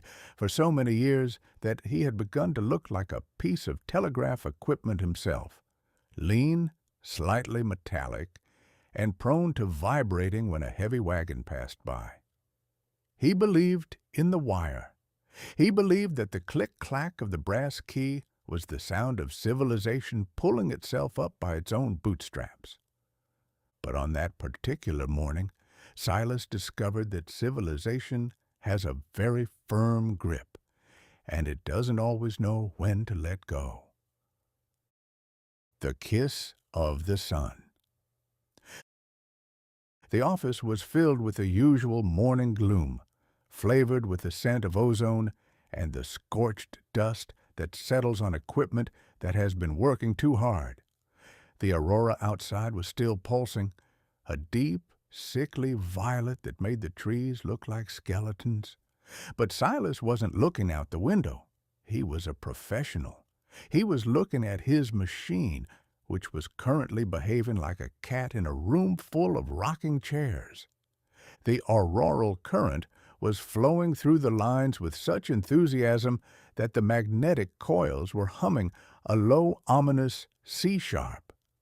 Silas, thinking he might be able to tune the machine to better receive the celestial gibberish, leaned in close. He was a man of detail. He wanted to see if the armature was sticking. He leaned his forehead toward the brass assembly, just a fraction of an inch away, and that was when the sun decided to introduce itself. The event, a bright blue spark, roughly the size of a walnut and the color of a summer lake, leaped from the metal key directly to Silas's forehead. The sensation, it was not a mere shock, the kind you get from rubbing your feet on a rug and touching a doorknob. This was a literal kiss of fire. Silas later described it as feeling as though a red-hot knitting needle had been driven through his skull and out the soles of his boots. The result? He was knocked backward out of his chair with such force that he performed a most ungraceful backflip, landing in a heap of discarded telegram forms and a very surprised waste paper basket. The philosophy of electrocution. When Silas eventually regained his senses, he found himself staring at the ceiling, wondering if he had passed away, and if heaven was really supposed to smell this much like burnt hair. I have always found it curious that we view these jolts of progress as triumphs. A man gets hit by a bolt of lightning delivered via a government-contracted wire, and we call it an unprecedented scientific phenomenon. If the same man had been kicked in the head by a mule, we would simply call it a misfortune and move on. But because there was a machine involved, Silas was suddenly a pioneer. There is no more certain way to become a hero in this modern age, I once remarked, than to be nearly killed by an invention that was supposed to make your life easier. If you survive a steam explosion, you are a survivor. If you survive a telegraphic discharge, you are a witness to the future. Silas sat up, rubbed the small blackened spot on his forehead, and looked at his machine with a new and profound respect. It was no longer a tool, it was an adversary. It was a small brass mouth that had just told him, in no uncertain terms, to keep his distance. The new occupational hazard. As word of Silas's jolt spread through the network, transmitted, ironically, by the very wires that were trying to kill the operators, it became clear that he was not alone. Across the country, operators were reporting a variety of creative injuries. The singed finger. Operators who tried to touch their keys were met with sparks that turned their fingertips into something resembling a well-done steak. The flying paper. In some offices, the chemically treated paper used for recording messages didn't just record, it ignited. The machines were literally spitting fire, turning the great highway of thought into a series of very small, very localized bonfires. The magnetic possession. Steel pens and pocket knives sitting on desks began to slide toward the telegraph machines, drawn by a magnetic force that suggested the equipment was trying to arm itself for a fair fight. We had built a nervous system for the world, but we had failed to realize that a nervous system can also experience a seizure. The operators were the first to feel it. They were the ones standing on the front lines of the Victorian era, getting slapped in the face by the very lightning they claimed to have harnessed. The conclusion of a weary man. Silas eventually went back to work, mostly because he had nowhere else to go, and his landlord didn't accept divine intervention as an excuse for late rent. But he was never the same. He began to operate his key with a long wooden stick, looking for all the world like a man trying to poke a sleeping bear with a very short pole. He concluded, quite rightly, that progress is mostly a matter of finding new ways to be electrocuted.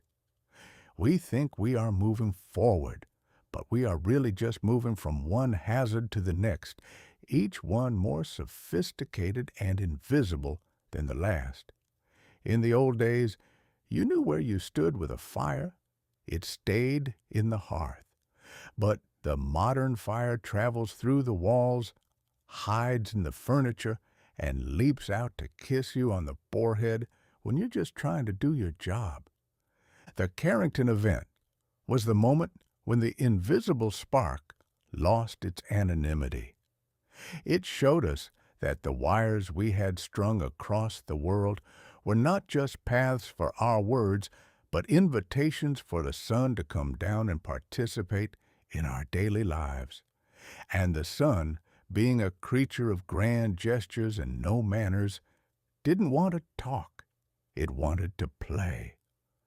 As Silas sat in his office, sporting a permanent scar that looked remarkably like a comma, he realized that he was a tenant on a very small rock, and the landlord had just delivered a very shocking eviction notice to his dignity. He spent the rest of his days telling anyone who would listen that the future was going to be a very bright, very fast, and very painful place to live. And as I look at the world today with its wires and its waves and its invisible pulses, I can't help but think that Silas P. Henderson was the only man in 1859 who truly knew what he was talking about. He had been kissed by the sun, and he had the singed eyebrows to prove it. Chapter 9. Correspondence without syntax. It is a common delusion among the human race that if we only had a faster way to speak, we would eventually find something worth saying. We spent centuries perfecting the art of the letter, a medium that allowed a man to think for 3 days, write for 2 hours, and then wait a month for a reply. A process that acted as a sort of natural filter for idiocy. If a man was angry, the 3-week voyage of a steamship across the Atlantic usually acted as a cold compress on his temper. By the time his insult reached its destination, he had often forgotten why he was offended in the first place, and the recipient had moved on to a different set of enemies. But the telegraph changed the rhythm of the human heart. It demanded immediacy. It demanded that we be interesting at the speed of light. And for a few decades we managed to fake it. We sent prices of grain, declarations of war, and wedding announcements with a solemnity that suggested the copper wire was the very loom of destiny. Then came the peak of the 1859 storm, and the sun, having already blinded our astronomers and electrocuted our operators, decided to try its hand at literature. The result was correspondence without syntax, a period of several hours where the global nervous system suffered a complete and total linguistic stroke. The ticker tape's hallucination. In telegraph offices from London to New York, the machines began to behave like a drunken typesetter who had been given a bucket of ink and a very large grudge. The paper tape, which was supposed to carry the neat rhythmic indentations of Morse code, began to spool out in a frantic, unceasing ribbon of chaos. The dots and dashes, the deets and das, that were the alphabet of the age, simply gave up. They merged into long, continuous streaks of ink, or broke apart into staccato bursts that sounded like a woodpecker with a nervous tick. To an operator, it was like watching a familiar friend suddenly begin to speak in the forgotten tongues of ancient Sumeria, while simultaneously trying to swallow a live eel. The solar scribble. The magnetic coils were so overwhelmed by the auroral current that the armatures were thrashing about like a fish on a pier. The ghostly clicks. Even when no one was at the other end of the line, the machines continued to click with a rhythmic, haunting intensity. It was as if the sun were trying to dictate its memoirs, but hadn't quite mastered the concept of a vowel. The inversion of meaning. A simple message like "buy cotton" would enter the wire in New Orleans and emerge in New York as something that looked like a map of a spider's nervous breakdown. The most honest communication in years. There was a particular beauty in this collapse. For years, the government had been using the telegraph to send cables that were masterpieces of officialese, a language designed to use the maximum amount of words to convey the minimum amount of commitment. A Secretary of State could write 500 words about a border dispute without ever actually saying where the border was or whose side he was on. But during the height of the Carrington Event, the Sun acted as a universal editor. It stripped away the pomp, the circumstance, and the deceptive clarity of human speech. I recall seeing a transcript of a dispatch sent from the War Department during the storm. It began with the usual flourishes. To the Honorable Commander of the Department of the West, greetings.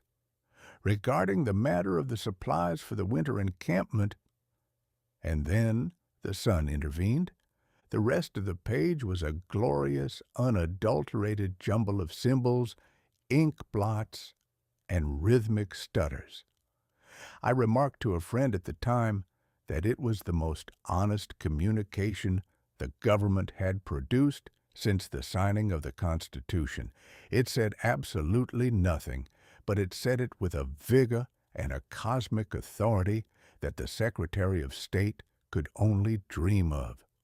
For once the tone of the message, sheer unbridled confusion, perfectly matched the actual state of the nation's affairs. There is a great deal to be said for gibberish, I once mused. It is the only form of speech that cannot be used to lie. A man can lie in English, in French, and with a particular greasy ease in Latin, but no man can lie in pure, unadulterated static. It is the language of the universe, and the universe is many things, but it is never a hypocrite. The operator's despair. The poor telegraph operators, however, were not in a mood for philosophical reflection. They were men trained in the rigid discipline of the code. Their entire professional dignity rested on their ability to turn a series of clicks into a coherent sentence.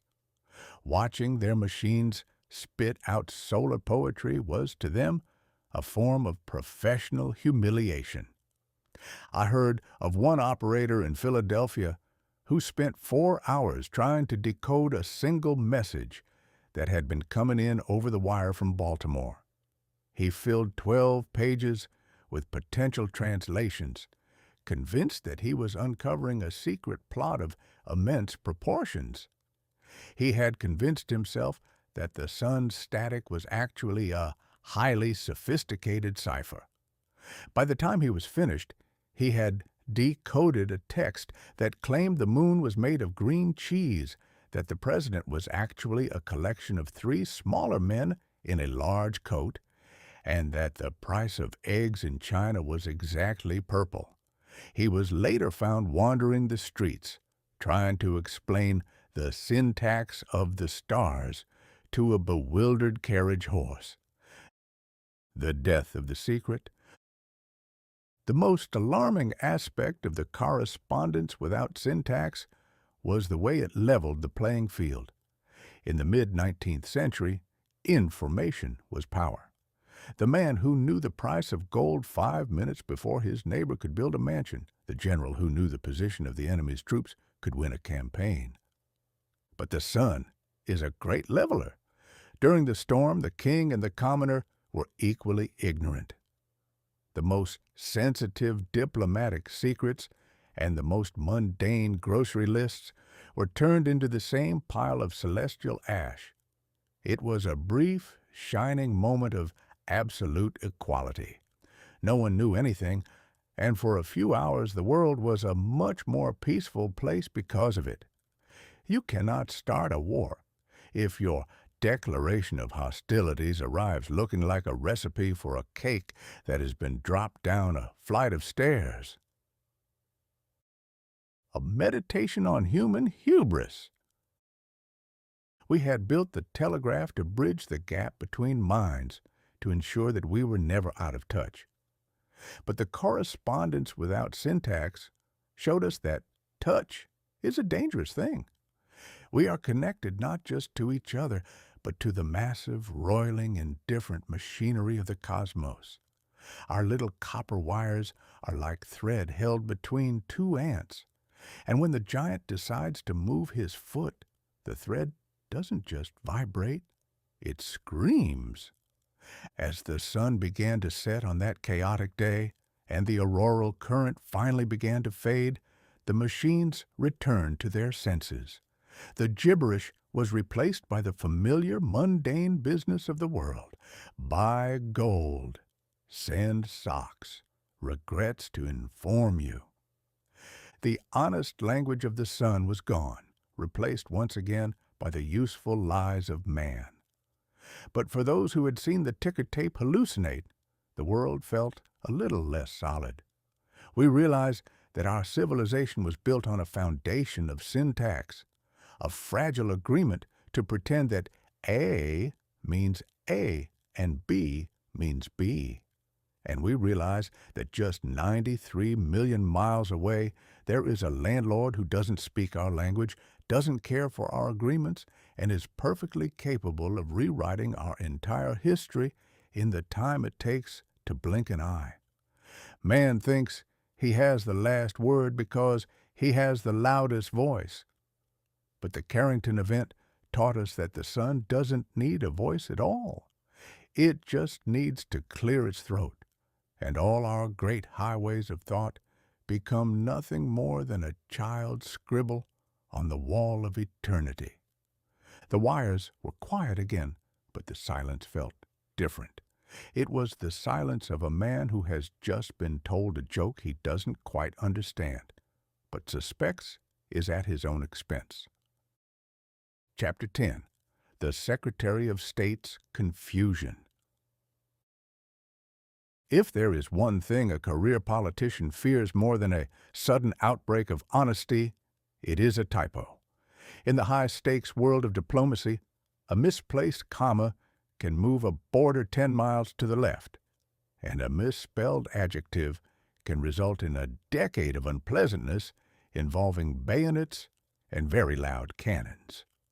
By 1859, the telegraph had made these risks instantaneous. A man could now insult a foreign monarch from the comfort of his own office without even having to put on his boots or wait for a ship to cross the Atlantic. At the center of this web of precarious politeness sat the Honorable Lewis Cass, the United States Secretary of State. Mr. Cass was a man who looked as though he had been carved out of a very old, very stubborn turnip. He was a veteran of the War of 1812, a former governor, and a man who treated the English language like a sacred fortress that was constantly under siege by the uneducated. He believed in the power of the written word, provided that word was vetted by at least 3 committees and whispered through a cloud of cigar smoke. On the morning of September 2nd, Mr. Cass was attempting to handle a delicate matter involving the Ottoman Empire. Specifically, it concerned a trade agreement regarding the Levant. It was the sort of dry, dusty business that usually puts even the flies in the room to sleep, but it required a very specific cable to be sent to the American legation in Constantinople. The word that launched 1,000 sighs. The message was supposed to read, "Regarding the treaty, advise the Sultan that we seek a generous shipment of Turkey red oil for our textile mills." Now, for those not well versed in the industrial chemistry of the 19th century, Turkey red oil was a vital substance used for dyeing cotton. It was a harmless, greasy necessity. But in the hands of the sun, which was currently in the middle of a celestial tantrum, this mundane request was about to become a recipe for international disaster. The telegraph operator in Washington, a young man who was currently dodging blue sparks and wondering if his life insurance policy covered astronomical interference, began to tap out the message. He got as far as the word turkey when the Carrington Event decided to add its own flourishes to the script.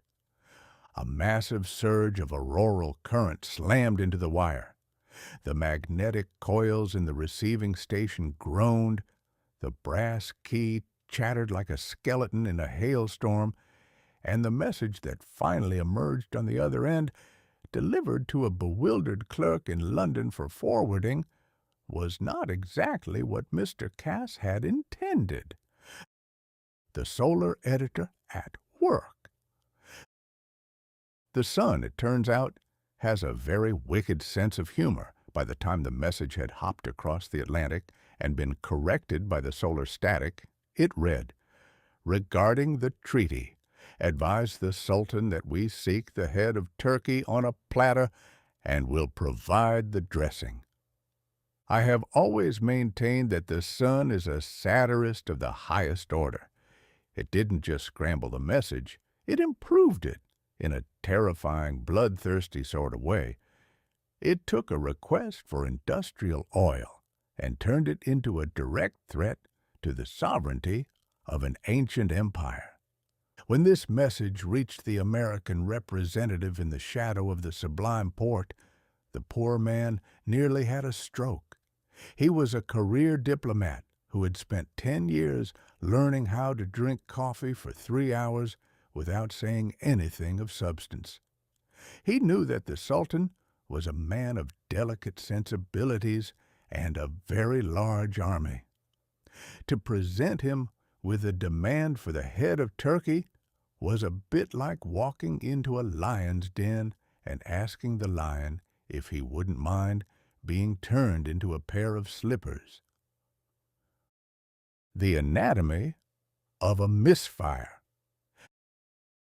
The diplomat, being a man of sense, assumed there had been a mistake. He rushed to the telegraph office to ask for a clarification, but, as we have seen, the ghost in the machine was now in charge. The first clarification, he sent a cable back to Washington. "Please confirm turkey head request, situation tense." The solar response. The sun intercepted this and sent back, "Yes, we want the bird stuffed. Send soon." The escalation. The diplomat, now convinced that the American government had collectively lost its mind or had perhaps declared a very strange and specific war, spent the next 4 hours trying to explain to the Ottoman officials that stuffing the bird was perhaps a misunderstood American idiom for economic prosperity. Meanwhile, back in Washington, Secretary Cass was receiving his own set of garbled nonsense. He was told that the Sultan was boiling with gravy and that the cranberries were in position. "I have seen many a muddled piece of legislation in my time," I once noted to a group of weary reporters, "but it takes a special kind of genius to turn a trade agreement into a Thanksgiving dinner. The telegraph has given us the ability to be misunderstood across 6 time zones simultaneously, which is an achievement that would have made the builders of the Tower of Babel weep with envy." The near incident of the Levant. For several hours, the peace of the world hung by a copper thread, a thread that was currently on fire. The Ottoman ambassador in Washington was summoned to the State Department. He was a man of great dignity and a very impressive mustache, and he arrived expecting a discussion on tariffs. Instead, he found Secretary Cass shouting about turkey red, while the telegraph machine in the corner occasionally spat a blue spark at his hat. The ambassador, misinterpreting Cass's agitation as a sign of American aggression, began to speak of honor and consequences. Cass, misinterpreting the ambassador's confusion as a refusal to trade oil, began to speak of monopolies and the rights of man. It was a masterpiece of diplomatic theater. Neither man had the slightest idea what the other was talking about, but both were convinced it was an insult of the highest magnitude. We have built a world where we can speak instantly, but we have not yet built a world where we can listen at the same speed. The situation was only saved by the fact that the telegraph lines finally gave up the ghost entirely. The fire on the wires in Philadelphia became so intense that the connection to Washington was severed. The silence that followed was the most productive moment of the entire day. The resolution of the gravy. In the sudden, blessed quiet, the two men sat down, wiped their foreheads, and realized that perhaps the lightning was to blame. They sent for a runner, a human being with legs and a sense of syntax, and discovered that they were both victims of a solar prank. The Sultan was not to be decapitated. The Americans did not want a giant platter. The dressing was actually a reference to a clerical error involving a shipment of wool. By the time the sun had retired for the evening and the aurora had faded to a dull, bruised gray, the international incident of the turkey was settled over a bottle of very good bourbon. But the lesson remained. We had entrusted our peace and our dignity to a system that could be rewritten by a sunspot. Secretary Cass, it is said, never quite trusted the telegraph again. He went back to using handwritten letters delivered by men on horseback. He argued that while a horse might be slow, it rarely decides to turn a request for oil into a declaration of war just because the wind is blowing from the north. The Carrington Event showed us that the high noon of progress was actually a very fragile thing. We were children playing with a new toy, and the sun had just shown us that it could take that toy and turn it into a weapon whenever it felt a bit peckish. As I look back on that day, I can't help but think that the most honest thing about the whole affair was the static. At least the static didn't pretend to be a diplomat. It just screamed the truth of the universe, that we are small, we are confused, and we are very, very lucky that the sun isn't interested in actual politics. If the sun ever truly decides to join the State Department, I recommend we all move into caves and start practicing our grunting. It would be a far more reliable way to communicate. Chapter 11. Fire on the Wires. It has been the lifelong ambition of the human race to take the terrifying, unbridled forces of nature and put them into a harness like a common mule so that they might be made to do our laundry or carry our gossip. We looked at the waterfall and saw a mill wheel. We looked at the wind and saw a sail. And eventually, in a fit of supreme overconfidence, we looked at the lightning, the jagged white-hot finger of an angry god, and saw a messenger boy. We were quite proud of ourselves, too. We had taken the very essence of the storm, stretched it out into thin copper threads, and taught it to behave. We convinced ourselves that we had domesticated the spark. We spoke of conducting electricity as if we were maestros directing a polite orchestra, never suspecting that the orchestra was actually a pack of wolves that had only agreed to play the fiddle because they hadn't yet figured out how to eat the conductor. On the afternoon of September 2nd, 1859, the wolves figured it out. The great chemical combustion.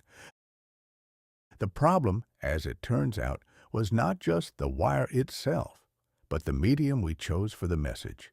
In our quest for efficiency, we had moved beyond the simple clicking of brass keys and into the realm of chemical recording.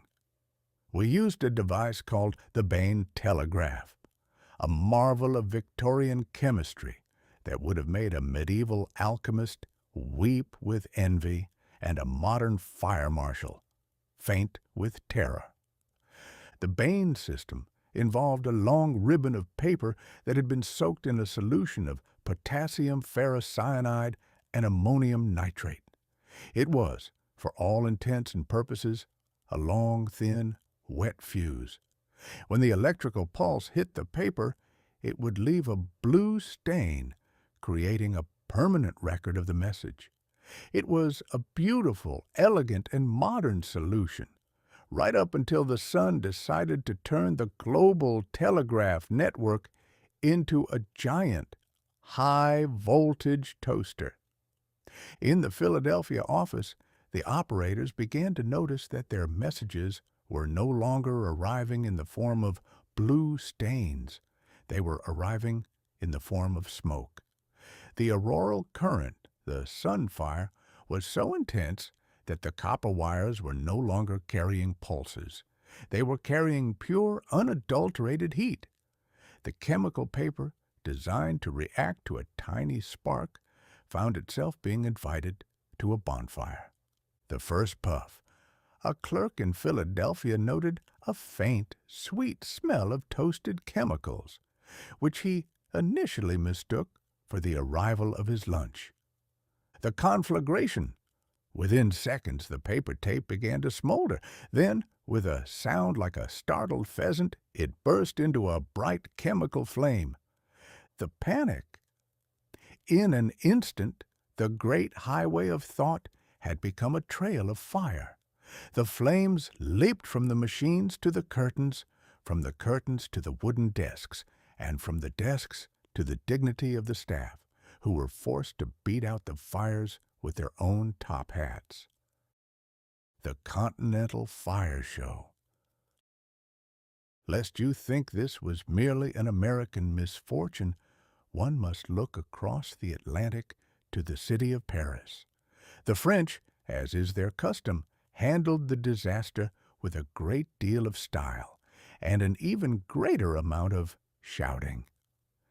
In the Parisian offices, the telegraph paper didn't just catch fire, it performed a spectacle. The auroral current surged through the lines under the English Channel, emerging in France with enough power to melt the lid casings of the wires. The French operators, who were already suspicious of any technology that didn't involve wine or philosophy, watched in horror as their machines began to spit fountains of blue and white fire.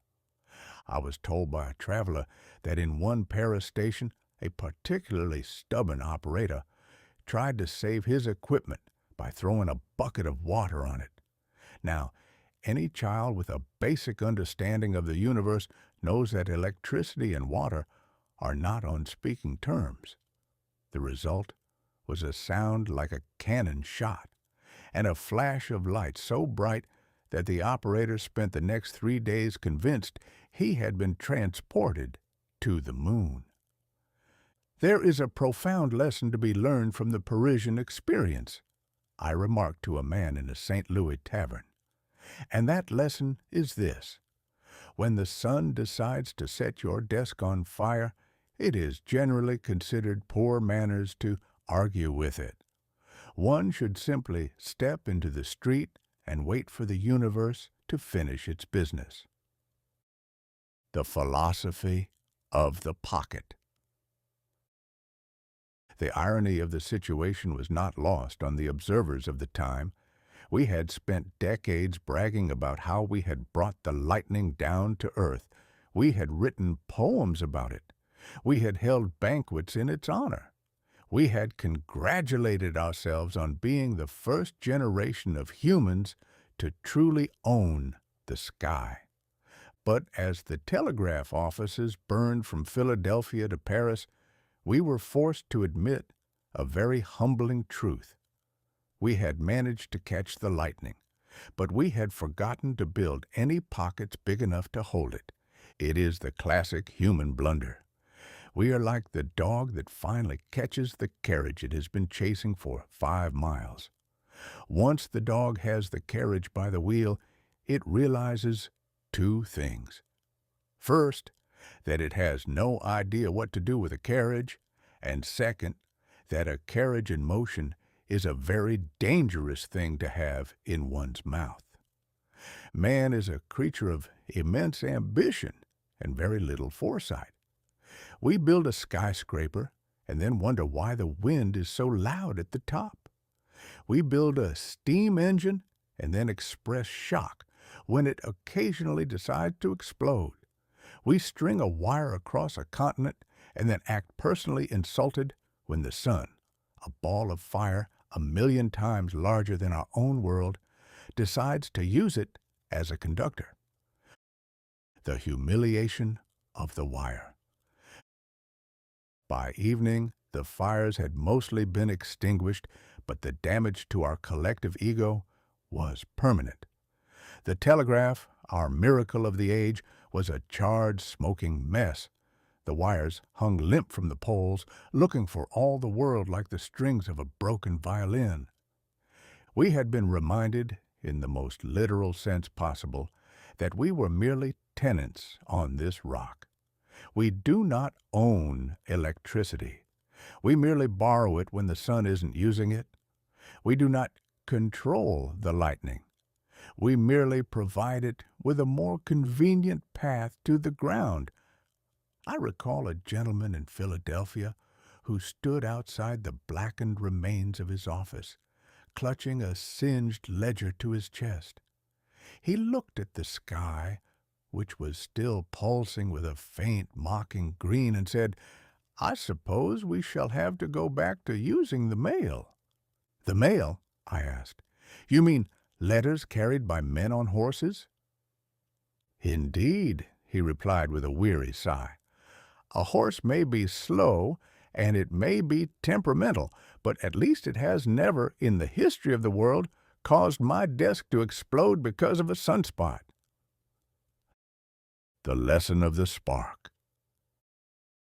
That is the beauty of the Carrington Event. It stripped away our pretensions. It showed us that for all our brass instruments, our chemical papers, and our copper wires, we were still just the same frightened apes who used to hide in caves when the thunder rolled.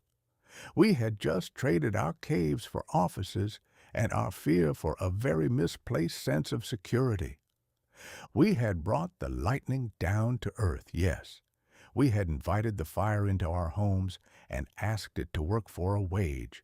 But on that day in September, the fire reminded us that it doesn't work for anyone.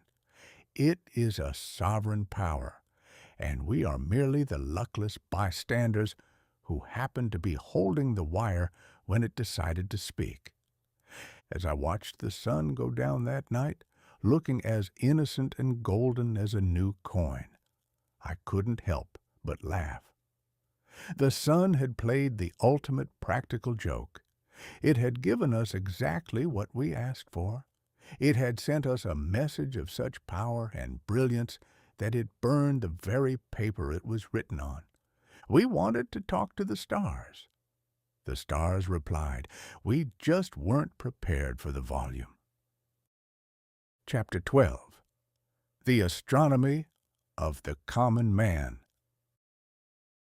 When the heavens decide to change their wardrobe from a sensible blue to the color of a bruised plum, a deep, sickly purple that suggests the atmosphere has been punched in the eye, the first place a sensible man goes for an explanation is not the observatory. No, he heads straight for the local tavern.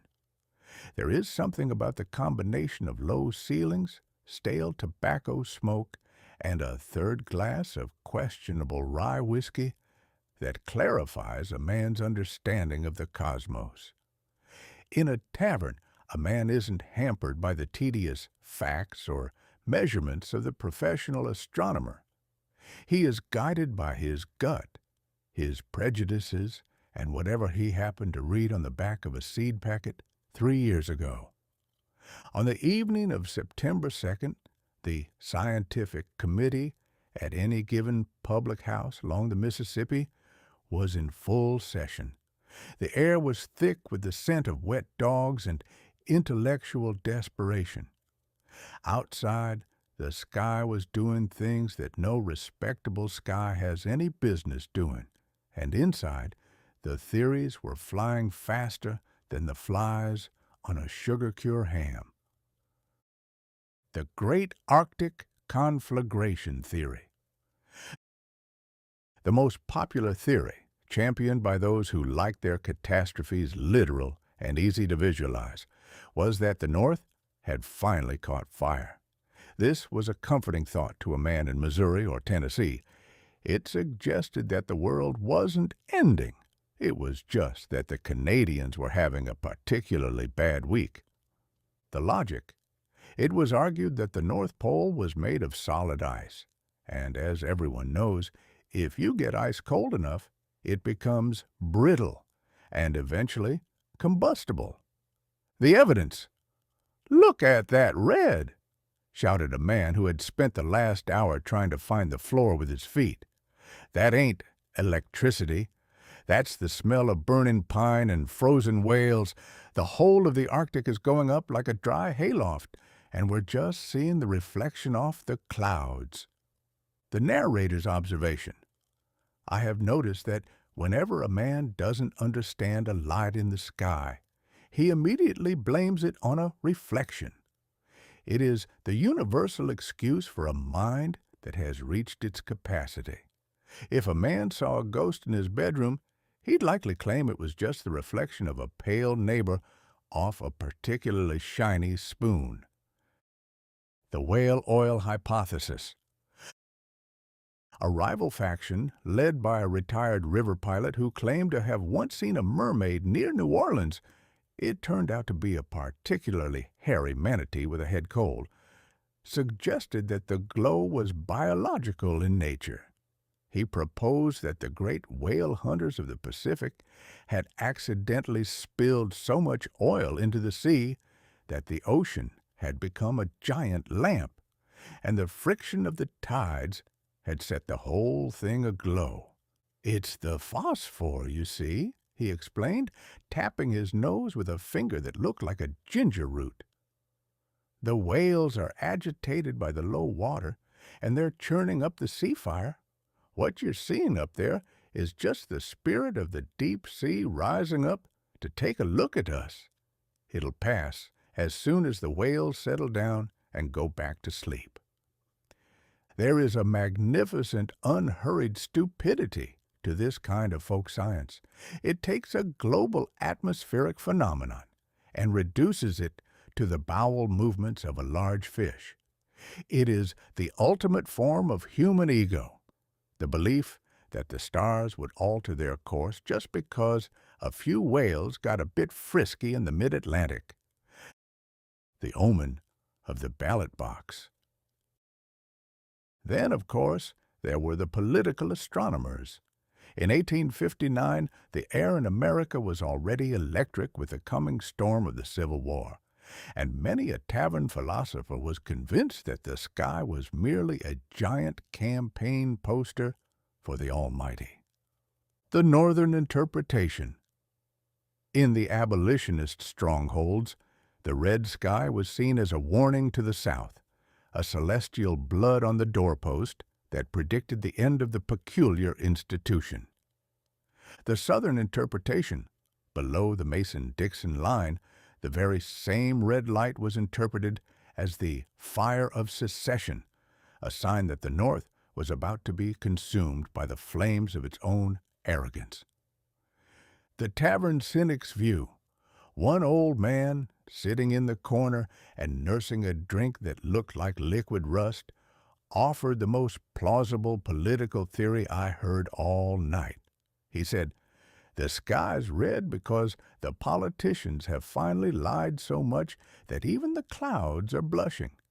It's a collective embarrassment of the atmosphere, and I don't blame it one bit.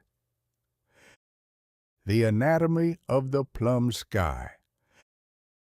As the night wore on and the sky shifted from crimson to that peculiar bruised purple, the theories became increasingly metaphysical.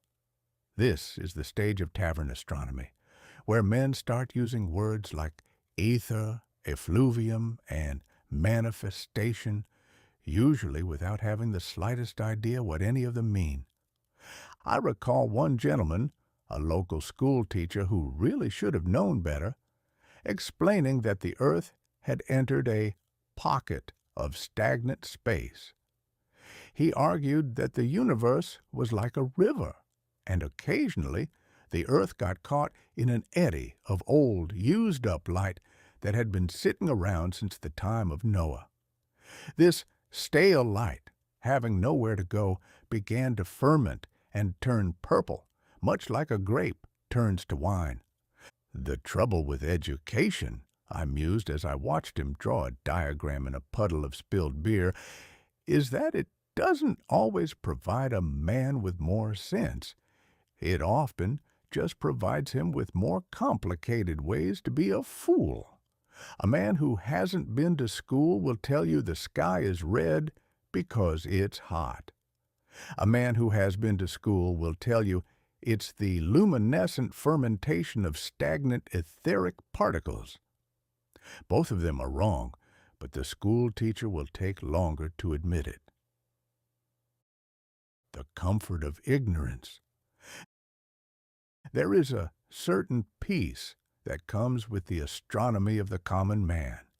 The professional scientists were at that very moment tearing their hair out, trying to reconcile their observations with the laws of physics. They were worried about the sun, the magnetic field, and the future of the telegraph. They were burdened by the responsibility of being right. But the men in the tavern had no such burden. They could invent a new universe every 20 minutes, provided the bar stayed open. If the burning north theory didn't hold up, they could switch to the whale oil theory without a moment's hesitation. They were the masters of their own reality. As I stepped out of the tavern into the cool night air, the sky was still a riot of impossible colors. A curtain of green fire was dancing over the grain elevator, and the horizon was glowing with a light that felt like a physical weight upon the shoulders.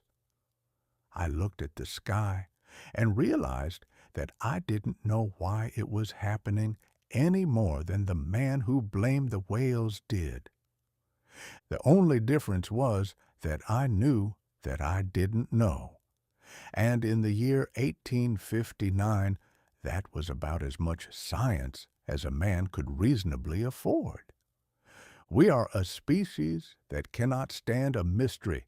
We will fill the void with any nonsense that comes to hand, omens, whale oil, or burning ice, rather than admit that we are standing on a very small, very fragile rock, staring at a giant that we do not understand.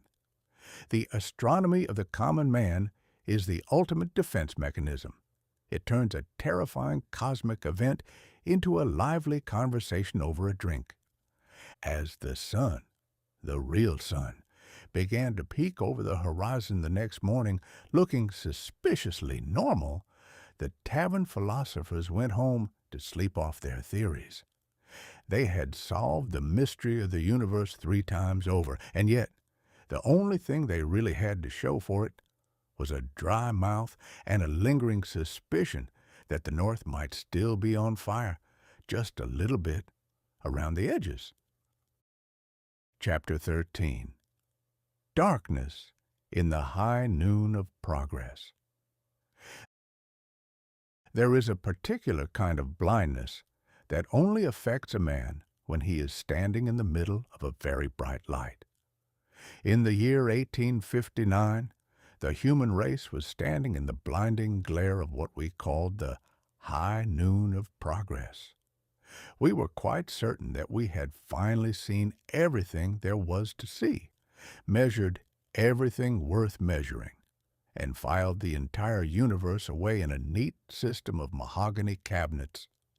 We had the steam engine to do our walking, the telegraph to do our talking, and a general sense of self-importance that was so heavy, it's a wonder the Earth didn't sag in its orbit. We believed we had conquered nature.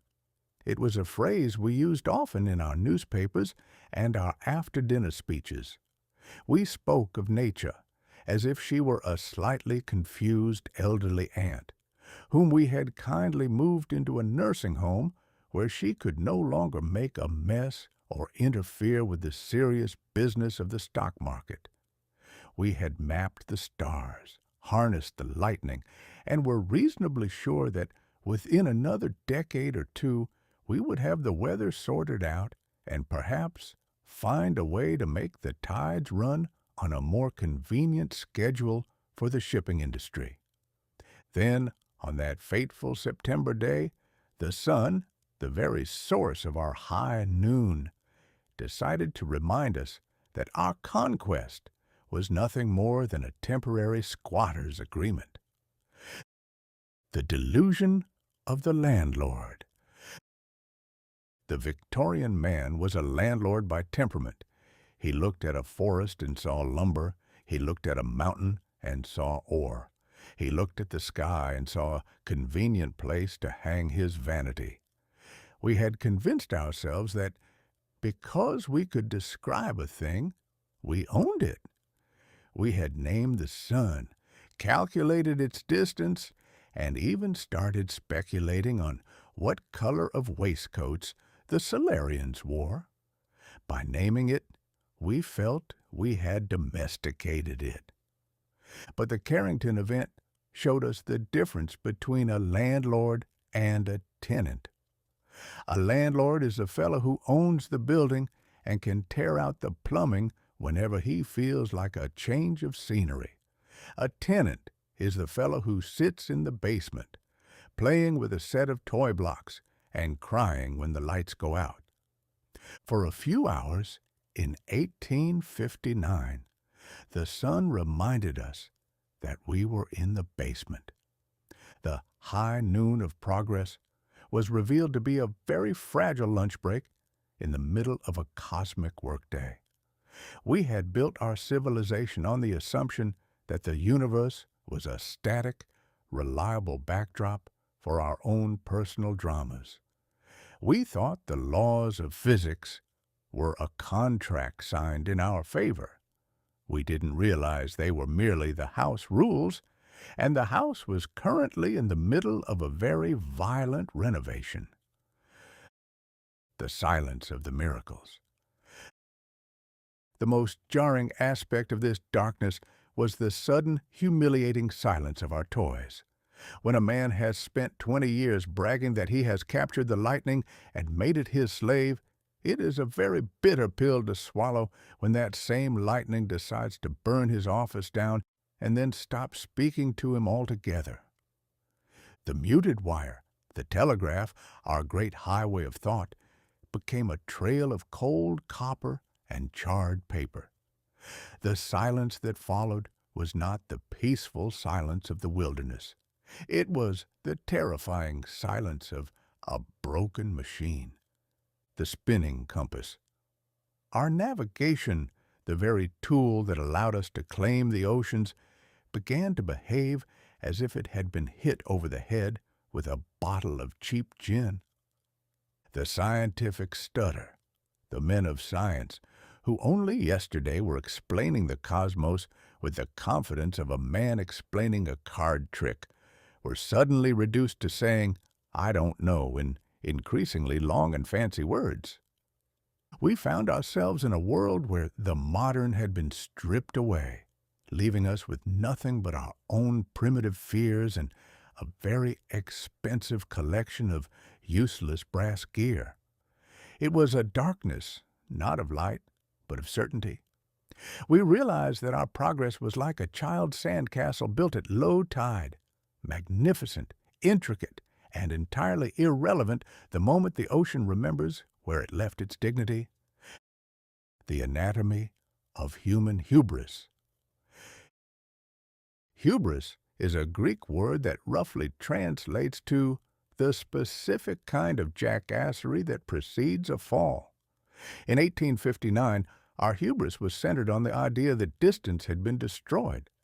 We thought that by stringing a wire from London to Bombay, we had made the world smaller.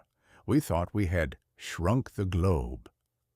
But the sun reminded us that the globe is exactly the same size it has always been, and that the space between us and the stars is a vast, cold, and hungry void that doesn't care about our shrinking efforts. We had built a world of connections, but those connections were all dependent on the sun staying in a good mood. Victorian assumption. Solar reality. We have mastered electricity. We have merely built a better lightning rod. Distance is a thing of the past. Distance is the only thing that protects us from being vaporized. The sun is a reliable clock. The sun is a thermonuclear furnace with a temper. We are the masters of our destiny. We are tenants who forgot to pay the rent.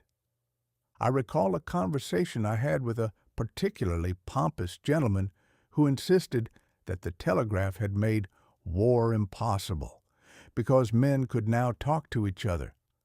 I asked him what would happen if the sun decided to cut the wire.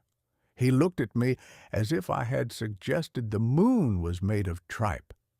He couldn't conceive of a world where our modernity was not a permanent fixture of the universe. The meditation on the small rock. Standing under that red pulsating sky, the common man began to feel the weight of his own insignificance. It is a healthy feeling, though a deeply unpleasant one. We spend so much of our time worrying about the great events of our lives, elections, scandals, the price of pork, that we forget we are living on a tiny, damp pebble hurtling through a shooting gallery at 60,000 miles an hour. The Carrington Event was a memento mori for an entire civilization. It said to us, you have your steam, and you have your wire, and you have your fancy hats. But I am the sun. I am the fire that forged the iron in your blood and the gold in your banks. And if I so much as sneeze in your direction, your high noon will turn to midnight before you can finish your sentence. It was a meditation on the fragility of the invisible. We depend on things we cannot see, magnetic fields, electrical currents, the goodwill of the vacuum. We build our cities on these invisible foundations, and then we are shocked when the foundation shifts. Man is the only creature, I once wrote, who will build an empire on a cloud and then be surprised when he falls through the floor. We are a species of optimistic engineers forever trying to build a permanent home in a universe that is strictly no vacancy. The hangover of progress. By the time the storm subsided, the high noon had lost some of its luster. We went back to our wires and our engines, but we did so with a nervous glance toward the horizon. We had learned that the modern age was not a destination, but a precarious state of grace. The darkness that fell during the Carrington Event was not just an atmospheric phenomenon, it was a psychological one. It was the realization that our conquest of nature was a fraud. We hadn't conquered anything. We had merely learned how to hide in the cracks of the universe and hope the giants didn't notice us. We are, in the end, merely tenants. We don't own the light, we don't own the air, and we certainly don't own the lightning. We are allowed to stay here as long as we follow the rules, and the first rule is, don't get too comfortable. As the telegraph lines were repaired and the great highway of thought was reopened, the messages began to flow again. Buy gold, send socks, regrets to inform you. The world went back to being busy and self-important. But for those who had seen the sky catch fire and the machines go mad, the high noon never felt quite as bright again. We knew that the sun was up there watching us with its vast, fiery eye, waiting for us to build something even more delicate and expensive, just so it could break it again and remind us who the landlord really is. The greatest invention of the 19th century wasn't the telegraph or the steam engine. It was the discovery that we are much smaller than we thought we were. And while that discovery didn't make us any richer, it should have made us a great deal quieter. But being human, we just started building longer wires and bigger engines, convinced that next time we'd be the ones in charge. We are a remarkably persistent species of fool, and the sun, I suspect, finds us endlessly entertaining. Chapter 14. The Sailor's Delusion. If there is one man on God's green earth, or rather his deep blue sea, who possesses a heart of pure unadulterated cynicism, it is a sea captain. A sailor spends his life being lied to by the horizon, cheated by the currents, and bullied by the wind. He eventually reaches a state of mind where he wouldn't trust a sunset unless he saw it in writing and had it notarized. The only thing in his entire wretched existence that he treats with anything resembling reverence is his compass. To a sailor, the compass is the only honest creature in a universe of thieves.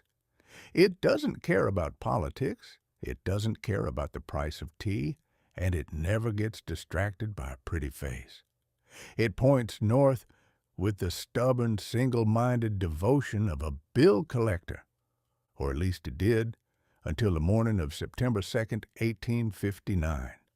On that day, the compasses of the world decided to stop being instruments of navigation and start being instruments of modern dance. The compass as a dervish. Imagine, if you will, a grizzled captain standing on the quarterdeck of a merchant brig somewhere in the mid-Atlantic. He has spent 30 years perfecting his saltiness, a condition characterized by a permanent squint, a voice like a shovel scraping on gravel, and a disposition that could turn fresh milk sour at 20 paces. He leans over the binnacle to check his course, expecting to see the needle pointing faithfully toward the North Pole, as it has done since the time of the Phoenicians. Instead, he finds the needle performing a frantic, high-speed imitation of a whirling dervish. It isn't just off. It is having a full-scale emotional collapse. The magnetic waltz. The needle would spin 3 times to the right, shudder as if it had seen a ghost, and then zip back to the left. The indecision of the pole. For a moment, it would point toward the ship's galley, then toward the moon, and then simply vibrate with such intensity that it looked like a gray blur. The captain's crisis.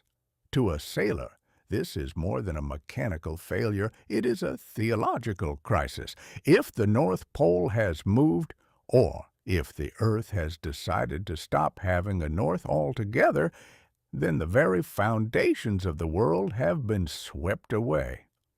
I once heard of a captain who, upon seeing his compass spinning like a gambling wheel in a riverboat casino, concluded that the ship had somehow sailed off the edge of the world and was currently hovering in the void. He didn't order the sails trimmed. He ordered the crew to start praying, on the logic that if they were already in the great beyond, there was no point in worrying about the rigging. the allure of the new stars. But the confusion of the compass was only the first half of the sun's practical joke. The second half involved the sky itself. By midnight, the aurora had moved so far south that ships in the tropics were sailing under a sky that looked like it had been decorated by a madman with an unlimited supply of neon paint.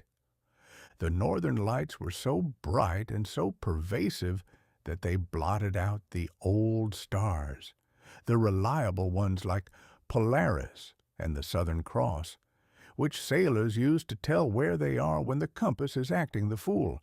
In their place, the sky was filled with new stars, pulsing knots of light, shifting curtains of emerald fire, and great blood-red streaks that moved across the firmament with a speed that defied all nautical charts. Consider the tale of Captain Elihu Slocum of the Fancy Nancy. Captain Slocum was a man who prided himself on his ability to read the heavens. When his compass began to spin like a teacup at a fair, he didn't panic. He looked up at the sky, saw a particularly bright, stationary-looking patch of white light in the northeast, and decided it must be a new, improved version of the North Star. "The Almighty has seen fit to give us a bigger lantern," he reportedly shouted to his first mate. "Steady as she goes, following the great white ribbon." The perils of celestial navigation. For 6 hours, the Fancy Nancy plowed through the waves, following the great white ribbon. The crew was delighted. They could see every rope and pulley as clearly as if it were noon. They spent the night playing cards on the deck and marveling at how modern the ocean had become. They felt they were part of a new era of enlightenment, where the darkness had been abolished and the path was always clear. But the problem with navigating by the aurora is that the aurora is not a star. It is a ghost. It moves, it drifts, it fades in one place and reappears in another, with the capricious whim of a bored child. The shifting goalpost, the great white ribbon, slowly drifted toward the west. Captain Slocum, ever faithful, ordered the helm over. The crimson carousel. The ribbon faded and was replaced by a pillar of fire that seemed to be moving in a wide circle. The Fancy Nancy followed it with the devotion of a moth following a candle. The result: by dawn, the aurora had vanished, leaving the sky a cold, indifferent gray. Captain Slocum took his bearings and discovered a most remarkable thing. After 6 hours of hard sailing at 8 knots, he was precisely 3 miles from where he had started, but facing the opposite direction. A saltier disposition. When the real sun finally rose, looking perfectly normal and acting as though it hadn't spent the night leading the maritime world on a wild goose chase, the mood on the ships was, shall we say, salty. There is no man more irritable than a sea captain who has been swindled by the universe. He had been promised a new world of light and clarity, and he had been given a 360-degree tour of his own wake. He had wasted half a night's coal or a good wind following a light that didn't exist, guided by a compass that had been possessed by a demon. "I have been lied to by many a man," one captain wrote in his logbook, "but I never expected to be lied to by the very magnetic field of the earth. It is a poor state of affairs when a man cannot trust his own planet to stay pointed in one direction for 24 hours at a stretch. I shall henceforth navigate by the taste of the water and the smell of the wind, for the heavens have gone into the business of fiction." The irony of the mariner. The sailor's delusion was a perfect microcosm of the Carrington Event. It showed us that the more we depend on our tools, the more we are at the mercy of the things that power them. The sailor thought he was a master of the sea because he had a needle and a chart. He didn't realize that the needle was merely a tiny, shivering link to a giant he didn't understand. We are all, in a sense, sailors on the Fancy Nancy. We follow the great white ribbons of progress, convinced that the light we see is a permanent fixture of the future. We think we have a modern compass that will always point us toward prosperity.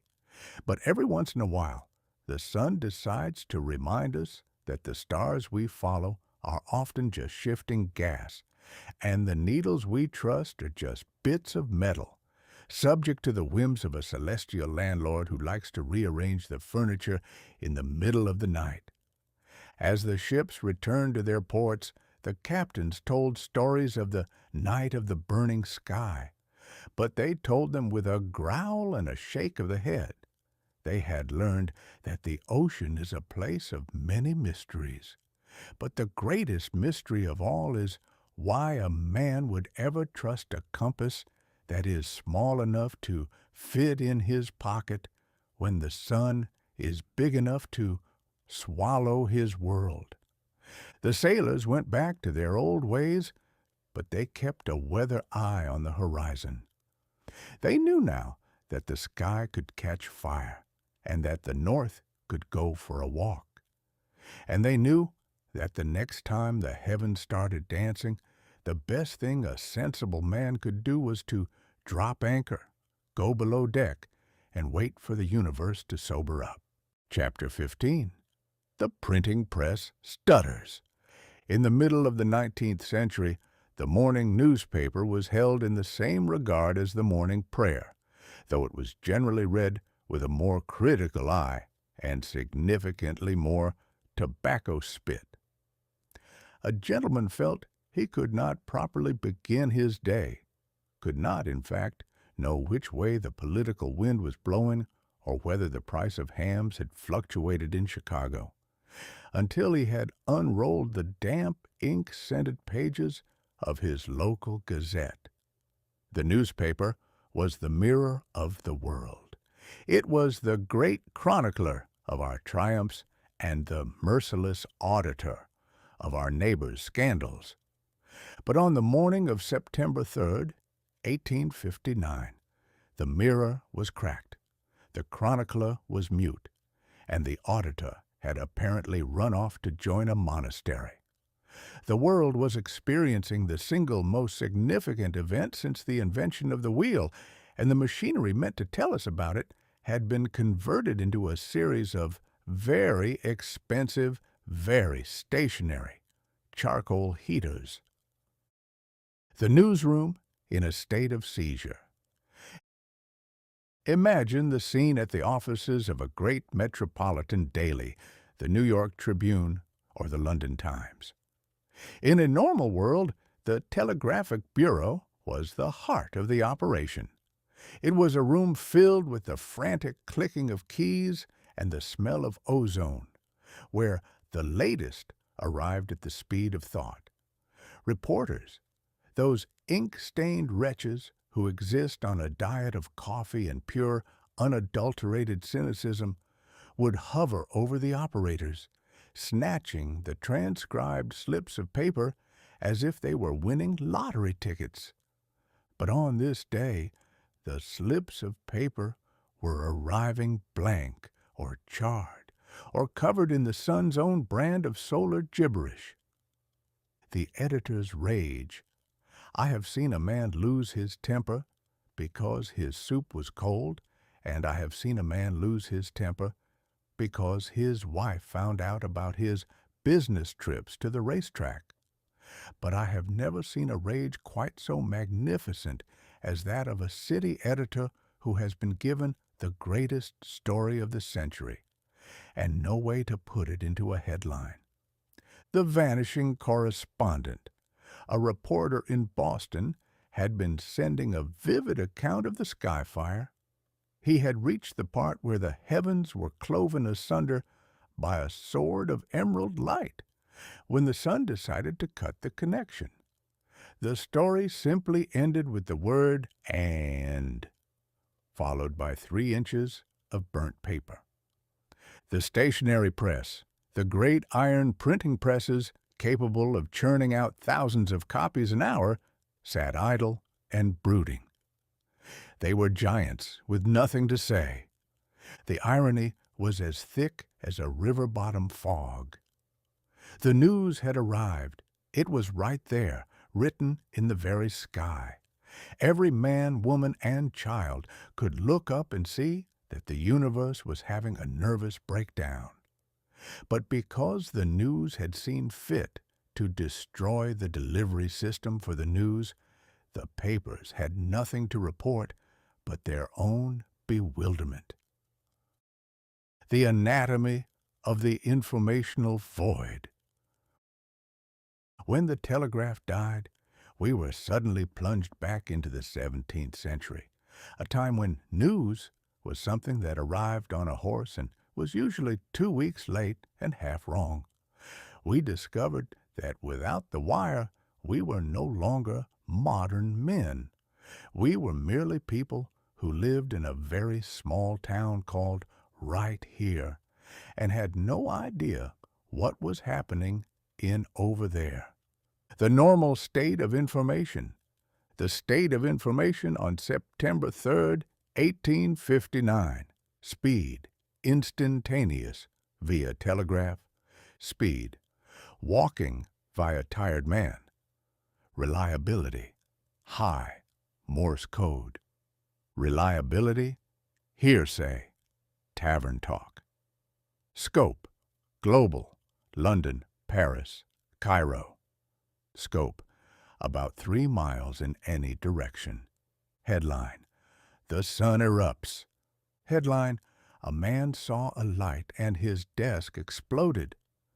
The editors, desperate to fill their columns, resorted to the oldest trick in the journalistic handbook. They started making things up. Well, they called it speculation based on available evidence, which is the polite way of saying they interviewed the first person they found on the street who looked like they owned a dictionary. The return of the man on a horse.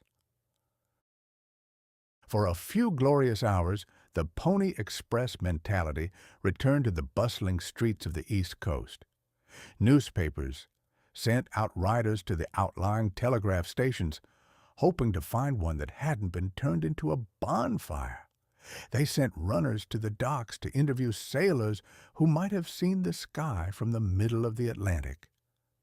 It is a humbling thing, I noted to a fellow observer as we watched a frantic courier nearly collide with a dray horse, to see a $1 million industry reduced to the speed of a single, sweaty biped. We have built a civilization of iron and lightning, yet we are still entirely dependent on a pair of leather boots and a man with enough breath left to shout. The result was a collection of extras that were more fiction than fact. One paper in New York reported that the sun had actually gone out, and we were currently living on the residual glow, a theory that was quickly debunked by the fact that it was 95 degrees in the shade and everyone was sweating like a prize fighter. Another paper suggested the aurora was caused by the friction of the Earth rubbing against a passing comet, as if the planet were a giant cat rubbing up against a celestial leg. The irony of the print word. The greatest irony, however, was that when the newspapers did manage to print something, the news they were reporting was already a relic. By the time the Morning Herald managed to get its account of the midnight sunrise to the streets, the sun had already risen for the second time, and the event was over. We had become so used to the instantaneous that we had forgotten how to handle the actual. We were a people who wanted our history served to us while it was still sizzling on the griddle. When the griddle broke, We didn't know how to eat the meal cold. I remember seeing an editor standing on the steps of his building, clutching a sheaf of papers that contained the full and accurate account of the celestial commotion. He was shouting to a crowd of people who had all seen the commotion with their own eyes. They didn't need the paper to tell them the sky was red. They had been standing under it for 6 hours. They wanted the paper to tell them why it was red, and the paper, having lost its connection to the men of science, could only tell them that it was very red indeed. The humiliation of the heralds. The printing press stutters was the moment the Fourth Estate realized it was only as powerful as the copper wire it was tethered to. We had spent years convincing the public that the newspaper was the light of the world. But the sun proved that when it comes to lighting the world, the press is merely a damp match in a hurricane. The news itself, the raw, unbridled energy of the Carrington Event, had burned the delivery system. It was the ultimate exclusive. The Sun had a story to tell, and it didn't need a city editor to approve the lead or a compositor to set the type. It simply wrote its message in fire across the sky and left the professional chroniclers to sit in their dark offices, scratching their heads with their pens and wondering why the telegraph machine was still smoking. As I walked past the Tribune building that evening, I saw a discarded extra lying in the mud. The headline, printed in the largest type available, read, "The World in Flames, Telegraph Silent." Underneath, there was nothing but 3 columns of blank space where the latest dispatches were supposed to be. It was a perfect monument to human hubris. We had mastered the art of printing the news, but we had forgotten that the news is under no obligation to be convenient. The Sun had spoken, and all the printing presses in the world couldn't find a font big enough to answer back. Chapter 16. The Night. The Havana Sky Blushed. Havana, in the year 1859, was a city that considered itself a connoisseur of the night. It was a place where the darkness was not merely an absence of light, but a warm velvet cloak scented with tobacco, sea salt, and the lingering echoes of 1,000 Spanish guitars. The citizens of Havana understood the moon, they had a working relationship with the stars, and they were fairly certain that the sky, like a well-trained servant, knew exactly what was expected of it. In the tropics, the heavens are predictable. They provide rain when requested, sun when required, and a dependable black backdrop for the evening's festivities. But on the night of September 1st, the Havana sky did something entirely uncharacteristic and, frankly, quite scandalous. It blushed. It didn't just turn a little pink around the edges, like a debutante hearing an off-color joke. It turned a deep, pulsating, lurid crimson that made the Caribbean Sea look like it had been filled with strawberry wine. The geography of the impossible. Now, you must understand that the northern lights, the aurora borealis, have no more business being in Havana than a polar bear has being in a cockfight. The aurora is a creature of the frozen north, a shy, shimmering ghost that usually haunts the Arctic Circle and only occasionally ventures as far south as New York to see if the theaters are still open. To see the aurora in Cuba is a geographical impossibility, a violation of the very laws of latitude and common sense. It is as if the North Pole had suddenly decided to pack its bags and move to the equator for the winter, bringing all its strange, glowing luggage along with it. The reaction in the streets of Havana was not one of scientific curiosity. You do not look at a blood-red sky in 1859 and wonder about charged particles interacting with the magnetosphere.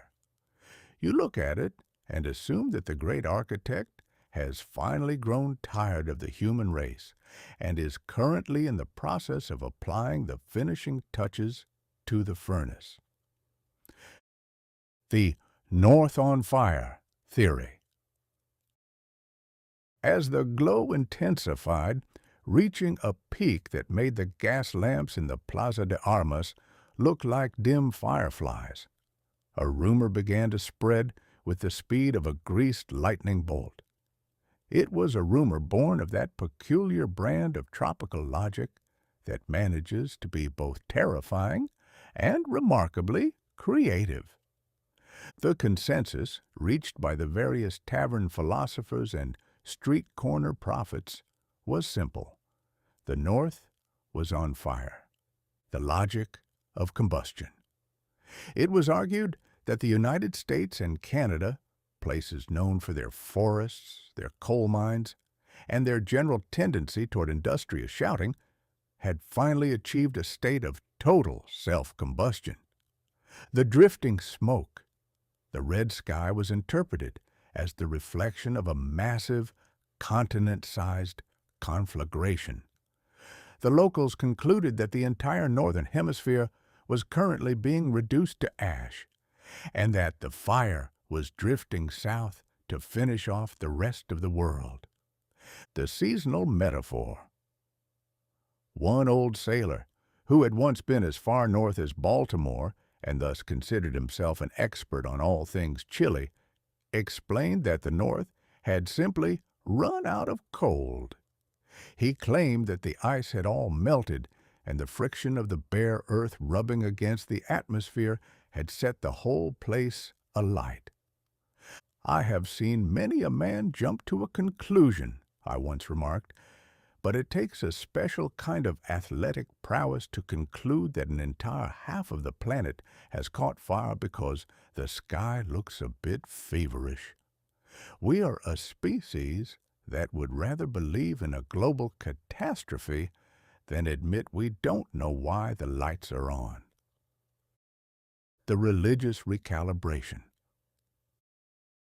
In the churches of Havana, the blush was treated with a gravity that bordered on the frantic. The bells were rung with a rhythmic desperation that suggested the ringers were trying to signal the moon for help. Thousands of people who hadn't seen the inside of a cathedral since their christenings were suddenly discovered on their knees, bargaining with the saints for a reprieve from the crimson judgment. I was told of a particular gentleman, a wealthy merchant of dubious morals, who was so moved by the sight of the red horizon that he attempted to give his gold watch to a passing beggar. However, as the beggar was also busy praying to a nearby lamppost, the transaction was never completed. It is a remarkable thing how a change in the color of the atmosphere can temporarily turn a scoundrel into a philanthropist, though I suspect the merchant asked for the watch back the moment the sun came up and he realized he wasn't currently being measured for a halo. The anatomy of tropical confusion. To a person who has never seen snow, the idea of the North is a vague mythical concept, a place of gray skies and heavy coats. When that mythical place suddenly starts sending red signals across the sky, the confusion is absolute. The Havana perspective, the scientific reality. The sky is bleeding. Oxygen atoms are being excited by solar wind. The North has exploded. A coronal mass ejection has hit the magnetic field. It is the end of the world. It is a very large sunspot having a tantrum. We should all repent. We should probably fix the telegraph machines. The locals watched as the fire danced. They saw great pillars of light that looked like the legs of a celestial giant walking across the Florida Straits. They saw curtains of violet and gold that shimmered like the silk fans of 1,000 Spanish ladies. It was a beauty that carried a sting. It was too magnificent to be safe. The irony of the tropics. There is a profound irony in the fact that the Carrington Event, a storm of electricity and magnetism, was observed most vividly in a part of the world that, in 1859, had almost no electricity to speak of. While the telegraph operators in Boston were being electrocuted and the wires in Philadelphia were catching fire, the people of Havana were simply staring at the sky. They were safe because they were primitive. They hadn't built a copper nervous system for the sun to play with.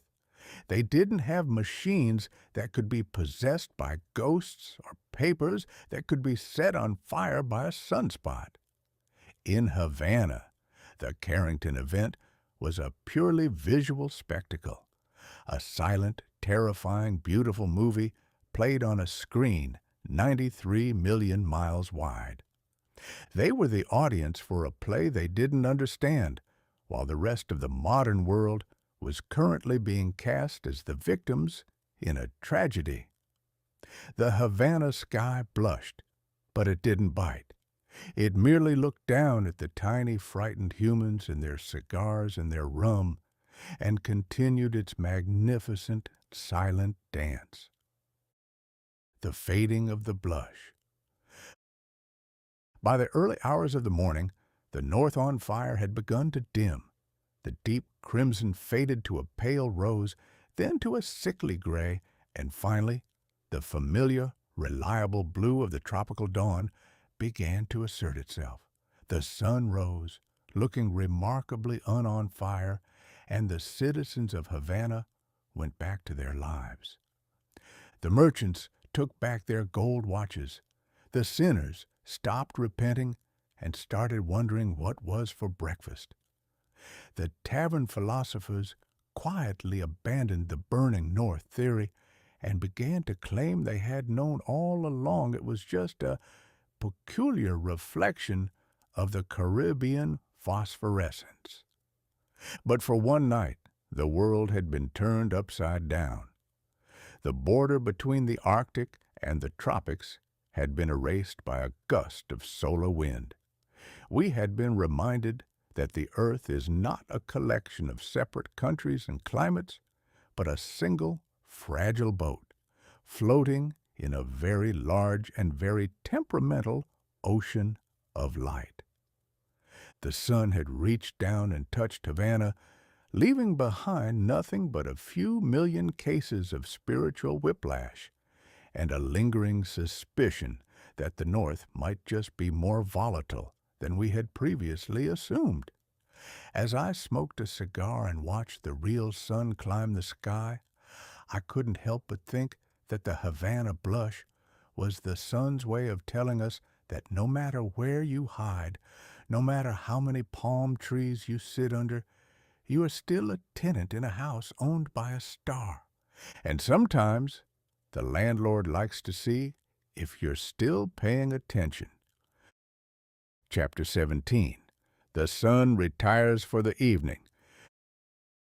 There is nothing quite so galling to the human spirit as a culprit who, having just committed a crime of planetary proportions, has the audacity to look perfectly innocent the next morning. It is the specific, maddening talent of the cat that has just finished the canary, or the small boy who is standing over a shattered heirloom with a face like a choir boy and pockets full of marble dust.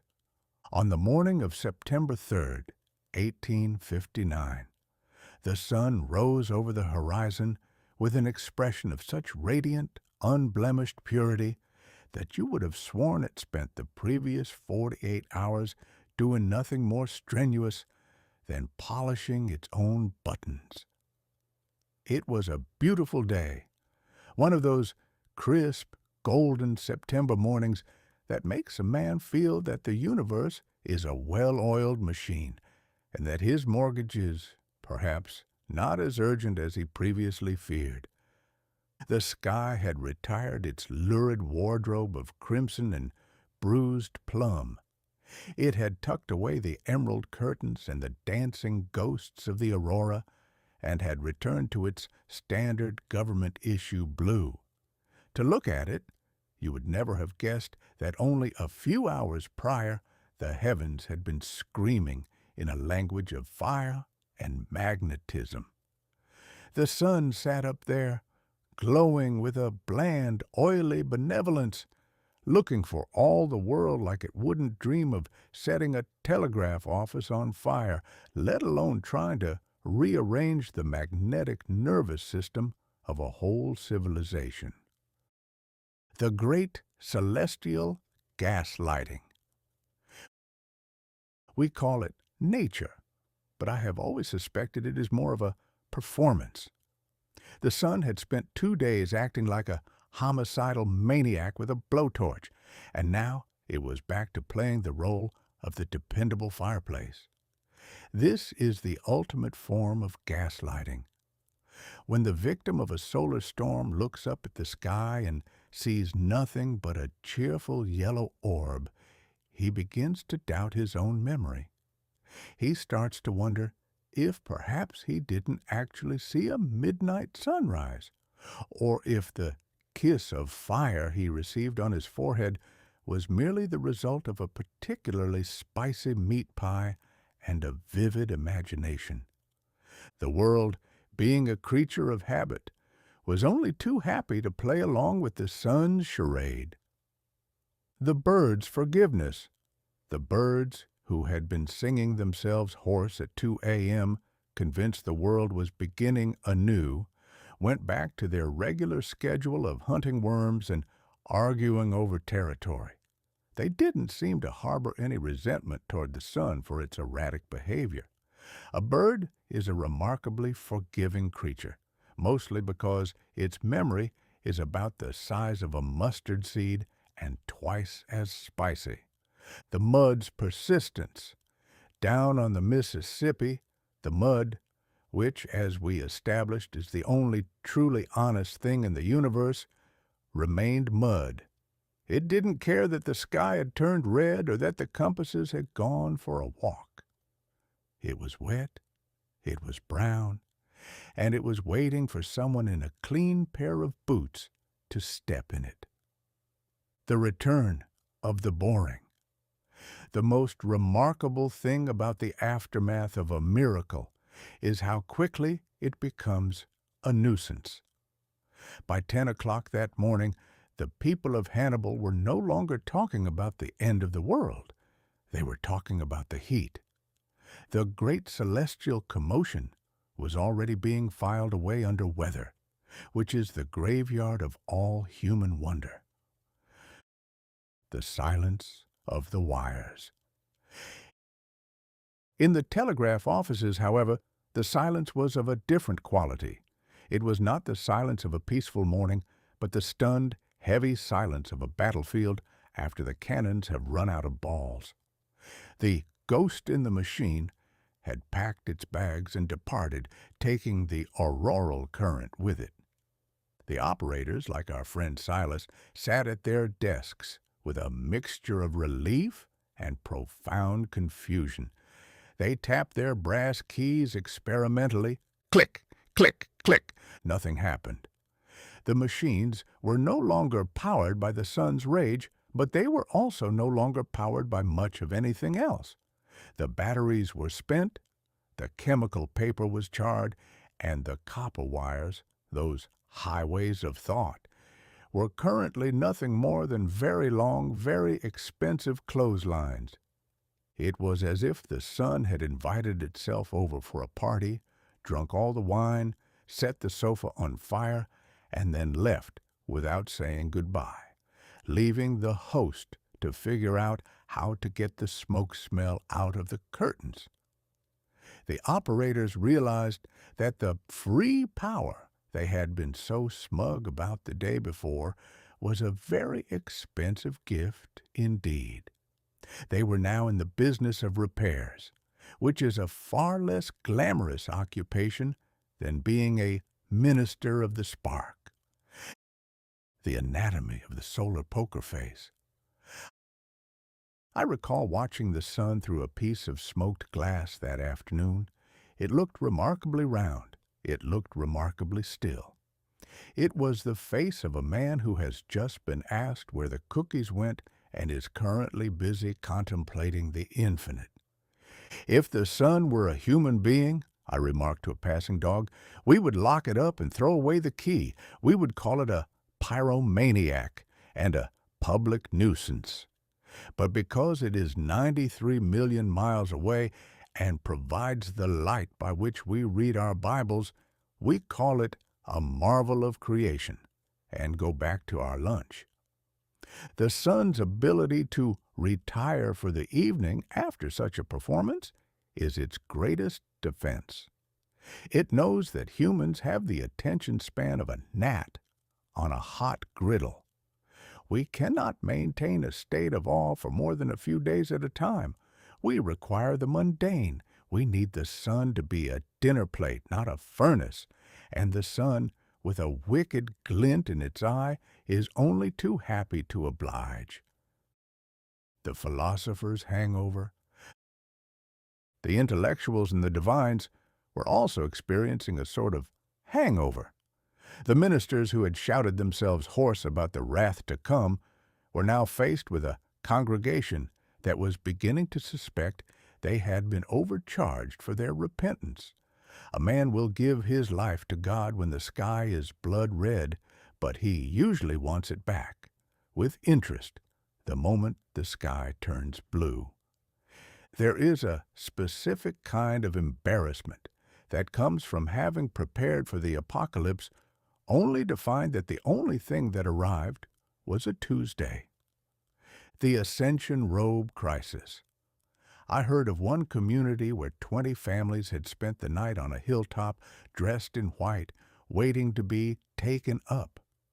When the sun rose and they found they were still in Ohio, a place that, whatever its virtues, is rarely mistaken for paradise, they had to walk back down the hill in the full glare of the morning light, passing their neighbors who were headed to work with a suspicious amount of whistling.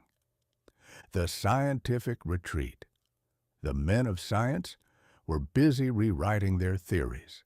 They had seen something that didn't fit into their mahogany cabinets, and they were currently trying to figure out how to shave the edges off the event until it fit into a footnote. We were all trying to reclaim our dignity. We were all trying to pretend that we hadn't been terrified, that we hadn't confessed to stealing chickens, and that we hadn't navigated our ships by a ghost star. We were tidying up our personal histories, sweeping the miraculous under the rug of anomaly. The cat and the canary. The metaphor of the cat and the canary is particularly apt. The sun had eaten our sense of security. It had swallowed our technological arrogance whole, and now it was sitting on the windowsill of the universe, licking its paws and purring. It looked innocent because it was so much larger than our definitions of guilt. We are the only animals that try to apply a moral code to a star. We want the sun to be good or bad, angry or kind, but the sun is simply the sun. It doesn't care about our telegraphs, our Bibles, or our property lines. It retired for the evening because it was finished with that particular joke. It had moved on to other things, perhaps to bothering the inhabitants of Jupiter, or just simmering in its own magnificent nuclear boredom. As the evening of September 3rd approached, the world felt a bit smaller, a bit quieter, and a great deal more fragile. The shadows lengthened across the river, and for the first time in human history, thousands of people looked at the sunset not with admiration, but with a lingering, squint-eyed suspicion.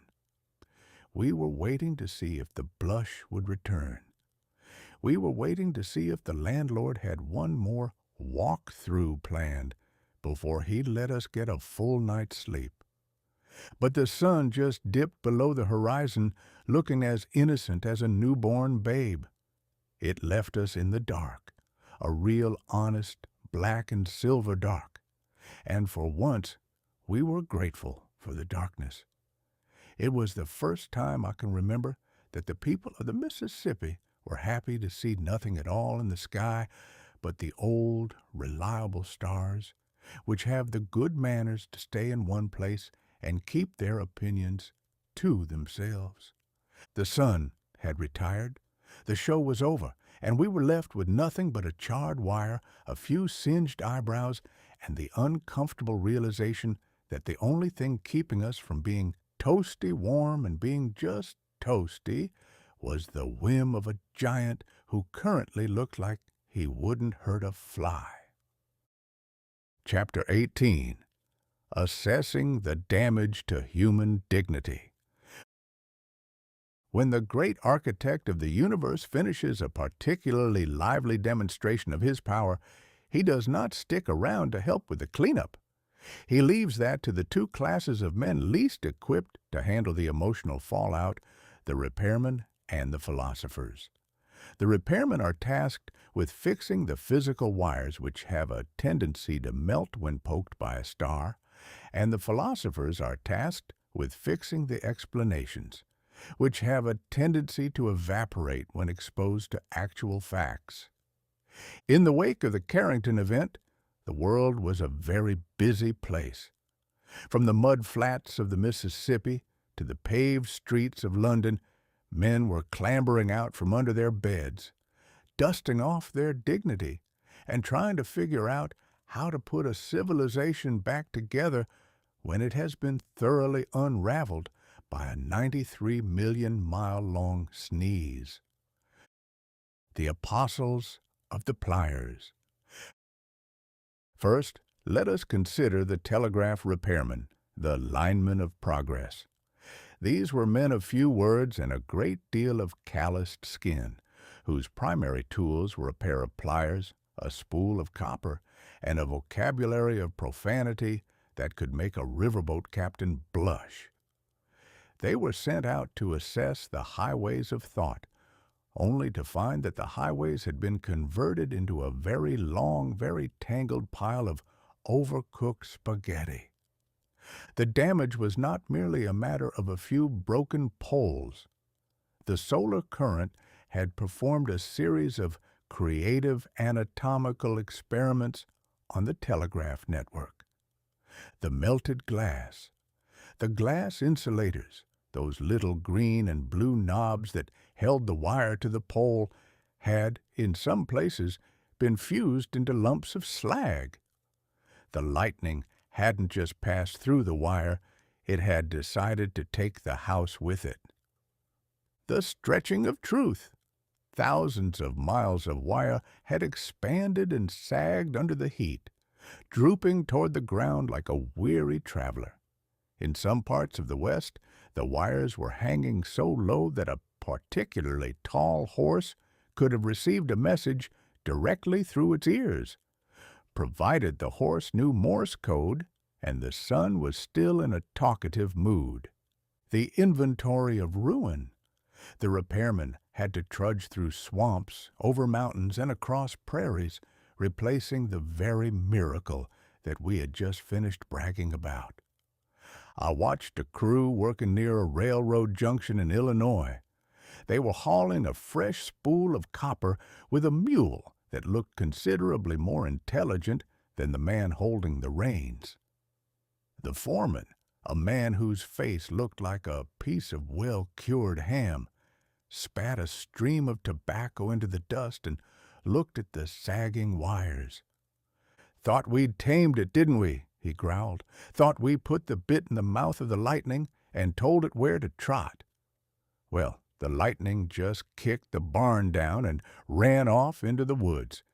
And here I am with a mule and a pair of pliers trying to find where it went." There is something profoundly humbling about fixing a technological marvel with a mule. It reminds us that no matter how fast we think we are going, we are always just one sunspot away from having to walk. the scramble of the wise men. While the repairmen were sweating in the sun, the philosophers and the men of science were engaged in a different kind of labor. They were trying to repair the damage to their reputations. For decades, these gentlemen had been explaining the universe with a certainty that was as impressive as it was entirely misplaced. They had built beautiful, clockwork models of the heavens. They had published papers with titles like The Immutability of the Solar Atmosphere and The Domesticated Spark, a treatise on the end of mystery. But after the Carrington Event, the end of mystery was looking suspiciously like the beginning of a very large muddle. The semantic shuffle. The first step in a scientist's recovery is the invention of a new word. If you don't understand a thing, you must give it a name that sounds as though you do. They began to speak of magnetic effluvium, celestial inductions, and oroelectric discharges. None of these words actually explained why the telegraph paper had caught fire, but they were sufficiently long to discourage any further questions from the public. The backpedaling of the pundits. I recall a lecture delivered by a professor in Philadelphia who only a month prior had claimed that the sun was a solid, cool body. After the storm, he stood before a podium and, without blinking an eye, explained that the recent incandescence was merely a temporary respiratory event of the solar surface. A scientist, I once remarked, is a man who will watch a mountain turn into a puddle and then spend 3 years explaining why the puddle was the mountain's original intention. He is never wrong. He is merely refining his observations. The damage to human dignity in the academic world was severe. The experts had been caught with their telescopes down. They had failed to predict the greatest show on earth, and now they were busy trying to convince us that they had actually seen it coming, but had kept it quiet so as not to cause a panic. It was a masterpiece of academic humbug. The social hangover, the repentance refunds. However, the most delicate repairs were taking place in the taverns and the parlors. This was the damage to human dignity on a personal level. As we saw in the South, thousands of people had spent the night of September first repenting for sins they hadn't actually committed or confessing to ones they had hoped to take to the grave. When the world failed to end, these people were faced with the agonizing task of living with their own honesty.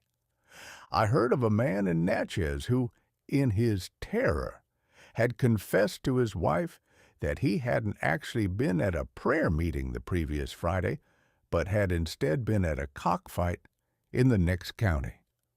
On September 3rd, he had to sit across the breakfast table from a woman who now possessed a very accurate map of his moral failings, while the sun shone brightly through the window as if to mock him. The return of the loot. In several towns, the Ascension robe merchants were besieged by angry customers demanding their money back. "The world didn't end," they shouted. "I want my $3. The merchants, who were generally as slippery as a wet eel, argued that the robes were non-refundable, and that the fact that the customer was still alive to complain was proof of the robe's protective qualities.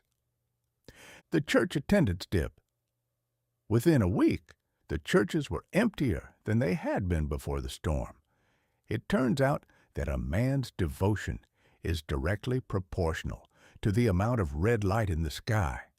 Once the sky is blue, the Lord is once again a distant relative who doesn't need to be visited except on holidays. The meditation on the fix. We are a species that cannot bear to be broken. We will glue the pieces of our pride back together, paint over the cracks, and tell ourselves that we are better than ever.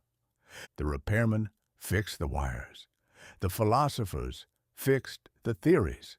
The sinners fixed their stories. By the middle of October, the Carrington Event was already being spoken of in the past tense as a singular occurrence that was unlikely to happen again. We had successfully assessed the damage and decided that the damage was negligible. But the real damage, the damage to our idea that we are the masters of the world, was never truly fixed. It was just buried.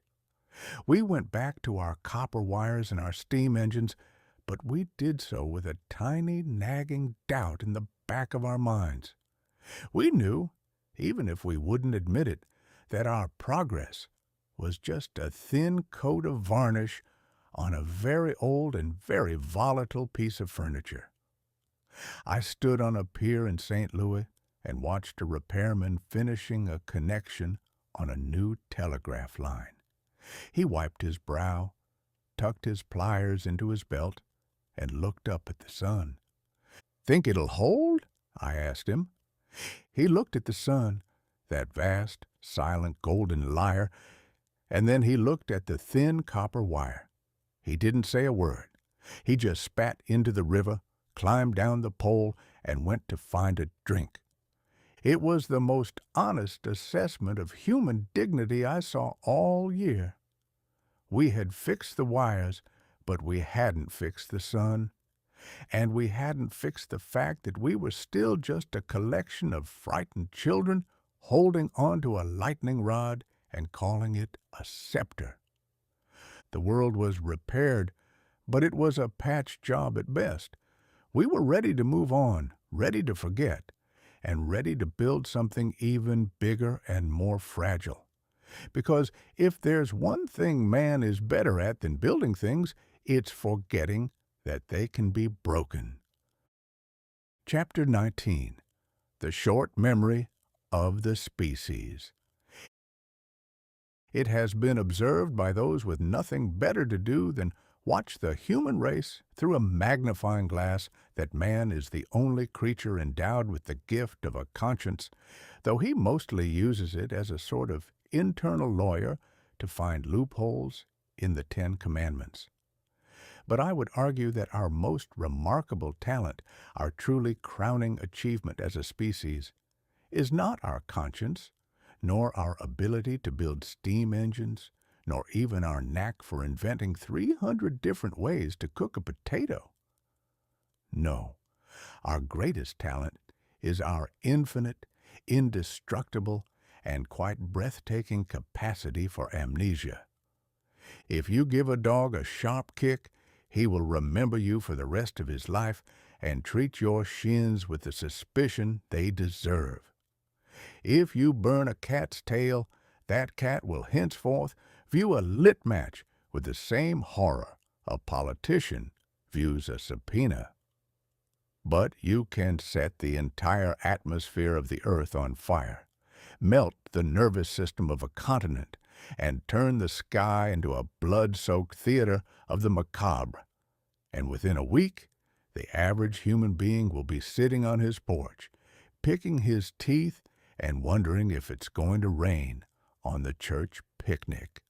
By the middle of September 1859, the great celestial commotion had already begun to recede into that dusty, neglected attic of the mind where we keep our old school books, our New Year's resolutions, and the names of our distant cousins. The panic had died down with a speed that would have made a falling brick look sluggish. The end of the world had been canceled due to a lack of interest and a sudden return of the blue sky, and the human race was busy pretending that it hadn't spent the previous week in a state of unadulterated, quivering terror. The return of the mundane. The most reliable barometer of this amnesia was the public press. Only days ago, the headlines had screamed of celestial fire and the day of judgment. Editors had used their largest, blackest type, the kind usually reserved for the assassination of a president or the discovery of a gold mine in the backyard, to describe the horrors of the aurora. But by the 10th of the month, the sun had been on its best behavior for several days, and the newspapers had pivoted with a grace that would have shamed a ballet dancer. The apocalypse was relegated to the back pages, sandwiched between a spirited debate on the merits of guano as a fertilizer and a small hopeful advertisement for a guaranteed cure for baldness and melancholy. The vanishing omen. I recall picking up a copy of a Missouri paper and finding that the lead story was no longer the sky fire, but a 2-column report on a local woman whose hen had laid an egg shaped remarkably like the head of a popular Whig politician. The price of hams. The market reports were back in their place of honor. Men who had been praying for their souls on the night of the 2nd were now far more concerned with the fact that the price of salt pork had risen by half a cent in Chicago. The editorial pivot, one editor, who had written a blistering piece about the divine warning of the red sky, was now writing an equally blistering piece about the intolerable dust on the city streets. It was as if the universe had pulled a giant eraser across the blackboard of the collective consciousness. We had seen the face of the infinite, yes, but the infinite didn't pay the rent or fix the leaky roof, so we decided to stop thinking about it. The unend of the world. The most poignant, and by poignant I mean hilarious, aspect of this amnesia was the social fallout for those who had taken the end of the world a bit too literally. This was the great social hangover of 1859. Consider the case of a certain Deacon Miller of a small town in Kentucky. In his terror on the night of the crimson sky, the deacon had decided that he couldn't possibly face his Maker while owning $3,000 worth of prime real estate and a particularly fine bay mare that he had acquired through a series of trades that wouldn't have stood up to a close inspection by a man of the law. He had, in a fit of frantic piety, signed the deed of his house over to his shiftless nephew and given the mare to a passing beggar.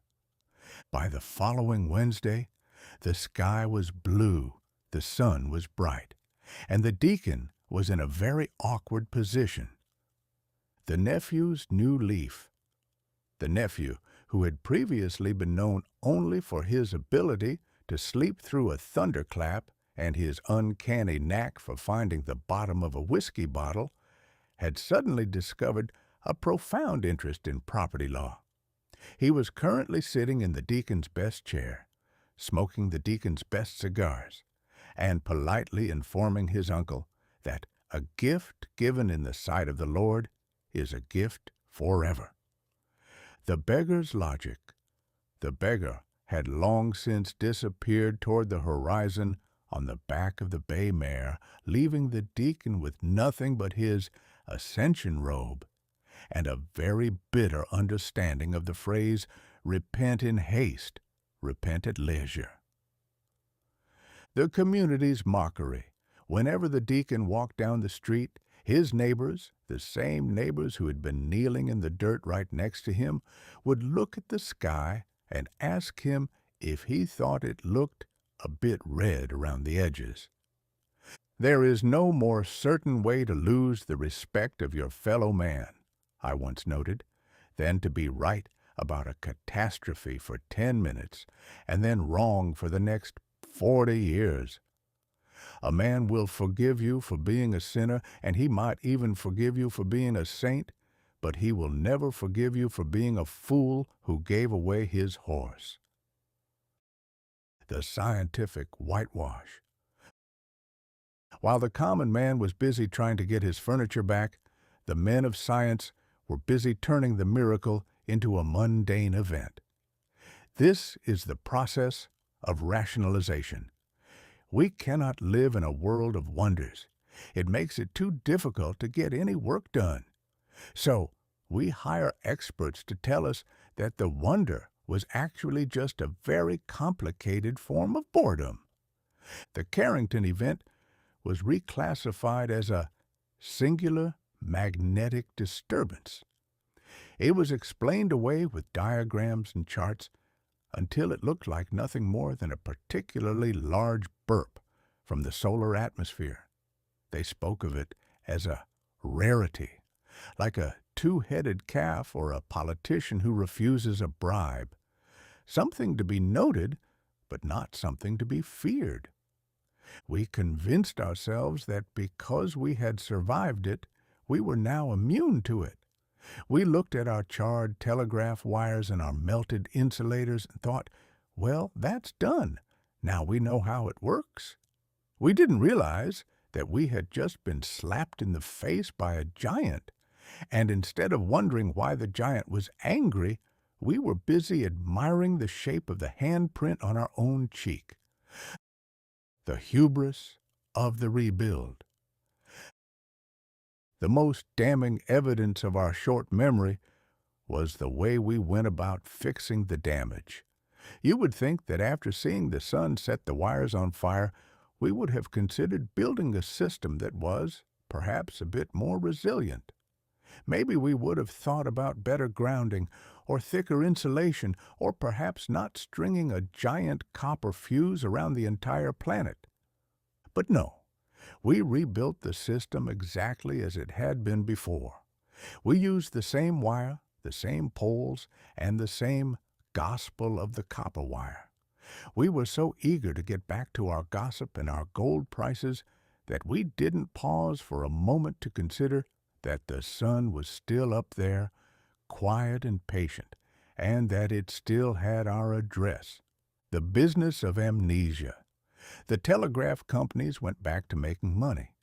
The railroads went back to being on time, occasionally. The politicians went back to using the wire to lie to their constituents. The comfort of the known. We prefer a familiar danger to an unfamiliar miracle. We knew the telegraph was fragile, but it was our fragility. We had grown fond of it. I stood in a telegraph office in New York about a month after the storm. The operator, a different man, as the previous one had developed a permanent tic in his left eye and retired to a farm, was tapping away with a bored expression. The sun was shining through the window, warm and bright. "Any trouble with the lines lately?" I asked. He looked at me with a blank expression. "Lines? No, sir. Working fine. Why wouldn't they be?" "Well," I said, "the sky catching fire and all that, a few weeks ago?" He shrugged. "Oh, that. Some kind of atmospheric fluke, they say. Won't happen again in our lifetime. Now, do you want to send this telegram, or are you just here to talk about the weather?" The philosophy of the sieve. That is the human condition in a nutshell. Our memory is a sieve, and we are constantly shaking it so that the uncomfortable truths can fall through the holes, leaving us with nothing but the smooth, harmless pebbles of the daily routine. It is our greatest survival mechanism. If we remembered every tragedy, every near miss, and every cosmic warning with the clarity it deserved, we would all be huddled in the dark, weeping into our soup. We forget because we must. We forget so that we can dare to be arrogant again. We forget so that we can build even taller buildings and even longer wires and tell ourselves that this time we are truly the masters of the world. The Carrington event had been a shot across the bow of human civilization. The sun had delivered a message of unimaginable power, and we had replied by forgetting the message and complaining about the delivery system. We had survived the great commotion, and our reward was the privilege of returning to our small, petty, and infinitely comfortable delusions. As I walked out of that telegraph office and into the bustling, noisy, and wonderfully oblivious streets of New York, I couldn't help but admire us. We are a magnificent species of fool. We are currently standing on a powder keg, watching the fuse burn down, and our primary concern is whether or not we left the stove on at home. The sun was still up there, of course. It was watching us with its vast nuclear eye. It saw us repairing the wires. It saw us rebuilding the printing presses. It saw us making the same mistakes with a renewed and vigorous enthusiasm. I suspect it was laughing, a slow, hot, golden laugh that would take another 150 years to reach us. But for now, we were happy. We had forgotten, and in this world there is no greater happiness than a clean slate and a short memory. Chapter 20. Waiting for the next flash. And so we come to the final act of our little celestial comedy, a tale that began with a man squinting through a brass tube and ends with a species standing on the threshold of a future that is as bright as it is precarious. We have seen how in 1859 the sun decided to reach out and flick the ear of humanity, just to see if we were paying attention. We responded by being appropriately terrified for 48 hours, confessing to various poultry-related crimes, and then promptly forgetting the whole affair the moment the telegraph wires stopped smoking. But the sun, as I have noted, is a patient creditor. It has the kind of patience that belongs only to a thermonuclear furnace that doesn't have a mortgage, a social calendar, or a digestive system to worry about. It has been sitting up there for the last 160-odd years, watching us with a vast, golden, and presumably very amused eye. It has watched us take our modernity, that fragile, sputtering toy of copper and steam, and refine it into something so complex, so interconnected, and so utterly delicate that a single solar hiccup today would do more than just set a few desks on fire. It would, in the parlance of the riverboat gambler, clean us out. The evolution of the glass house. In the days of Richard Carrington, we lived in a world of iron and oak. If the telegraph failed, you could still send a letter. If the letter failed, you could still shout. If shouting failed, you could always hit your neighbor with a stick to get his attention. The modernity of 1859 was a veneer, a thin layer of varnish on a very solid, very primitive piece of furniture. We were like children playing with a new set of matches in a stone castle. The matches were dangerous, yes, but the castle wasn't going anywhere. Today, however, we have decided that stone is far too heavy and old-fashioned. We have rebuilt our castle entirely out of glass and fueled it with pure, unadulterated lightning. We have moved our money, our history, our secrets, and our very identities into a place we call the cloud, a term that suggests a fluffy, celestial safety, but which is actually just a very large collection of incredibly sensitive silicon chips sitting in rooms that require a constant supply of electricity to keep them from melting. We have committed the ultimate sin of the tenant. We have made our house entirely dependent on a landlord who has already proven he has a very short fuse and a very long reach. The hubris of the microchip. I have observed that the smaller a man's tools become, the larger his ego grows. We are quite proud of our microchips. We have taken the power of 1,000 telegraph offices and shrunk it down until it fits on the tip of a finger. We think that because we have miniaturized the world, we have mastered it.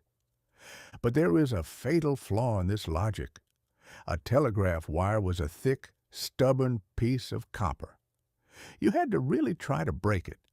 A microchip, however, is a masterpiece of fragility. It is a city of invisible circuits that can be brought to its knees by a stray pulse of energy. In 1859, the sun had to throw a literal mountain of electrified gas at us to make the machines stutter. Today, a much smaller solar burp would find our modern world to be a much more cooperative victim. We have built a world where everything is smart. We have smartphones, smart cars, smart fridges, and, I am told, even smart toothbrushes. We have given every inanimate object in our lives a tiny electric brain and then tethered them all together in a global web of dependency. It is a remarkable thing, I once mused to a weary-looking pigeon, that man has spent 10,000 years trying to become independent of nature only to build a civilization that can be switched off by a sunspot. We have traded the sturdy ignorance of the peasant for the sophisticated vulnerability of the digital aristocrat. We are now a species that cannot find its way to the grocery store without the permission of a satellite that is currently being used for target practice by the solar wind. The great digital amnesia. Consider, if you will, the state of the modern bank. In my day, wealth was a tangible thing. It was a stack of gold coins, a pile of greenbacks, or at the very least, a ledger written in ink by a man with a steady hand and a skeptical eye. If the world went to pot, you could still put your gold in a sock and hide it under the floorboards. But today, money is merely a collection of ones and zeros dancing through a wire. If a Carrington-level event were to hit us tomorrow, the primary casualty wouldn't be the power lines. It would be the memory of the human race. The pulses of electricity would surge through our data centers, performing a sort of cosmic clear cache on the global economy. The vanishing fortune. A man could go to bed a millionaire and wake up to find that the machine meant to remember his wealth has developed a sudden and incurable case of amnesia. The paperless tragedy. We have stopped printing things. We have stopped writing things down. We have entrusted our history to a medium that can be erased by a magnet.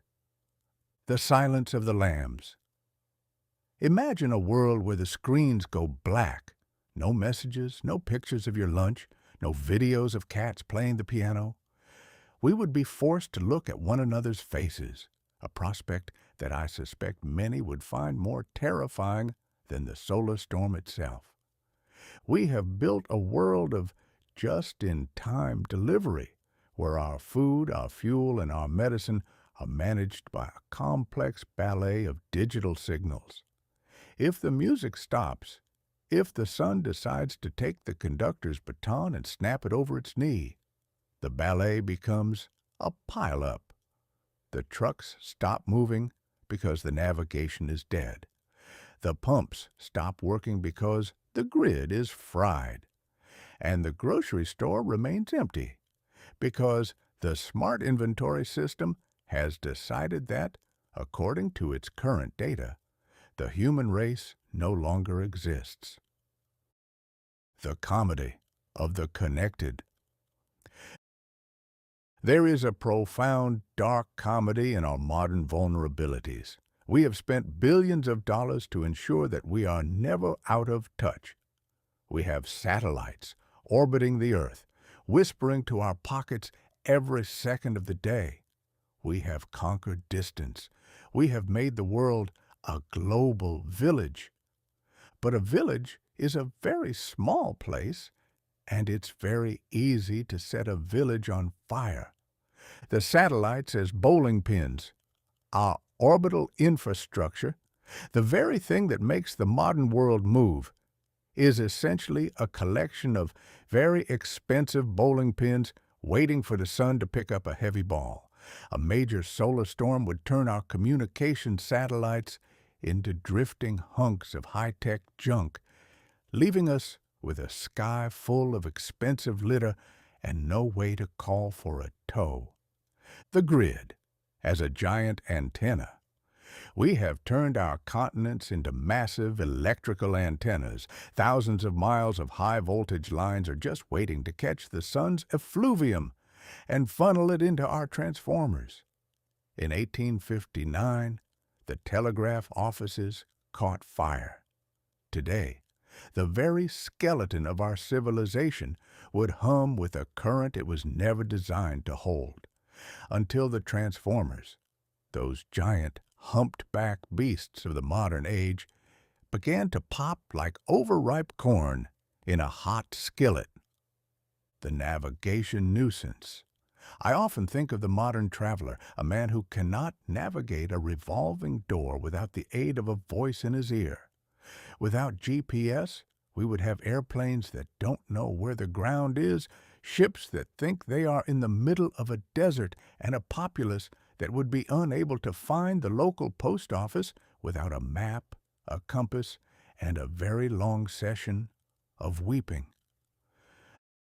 The last laugh of the landlord. The Carrington Event was a warning, but we treated it like a novelty. We saw the midnight sunrise and thought it was a lovely show. We saw the ghost in the machine and thought it was a technical glitch. We failed to realize that the sun was giving us a sneak preview of the bill. We are currently waiting for the next flash.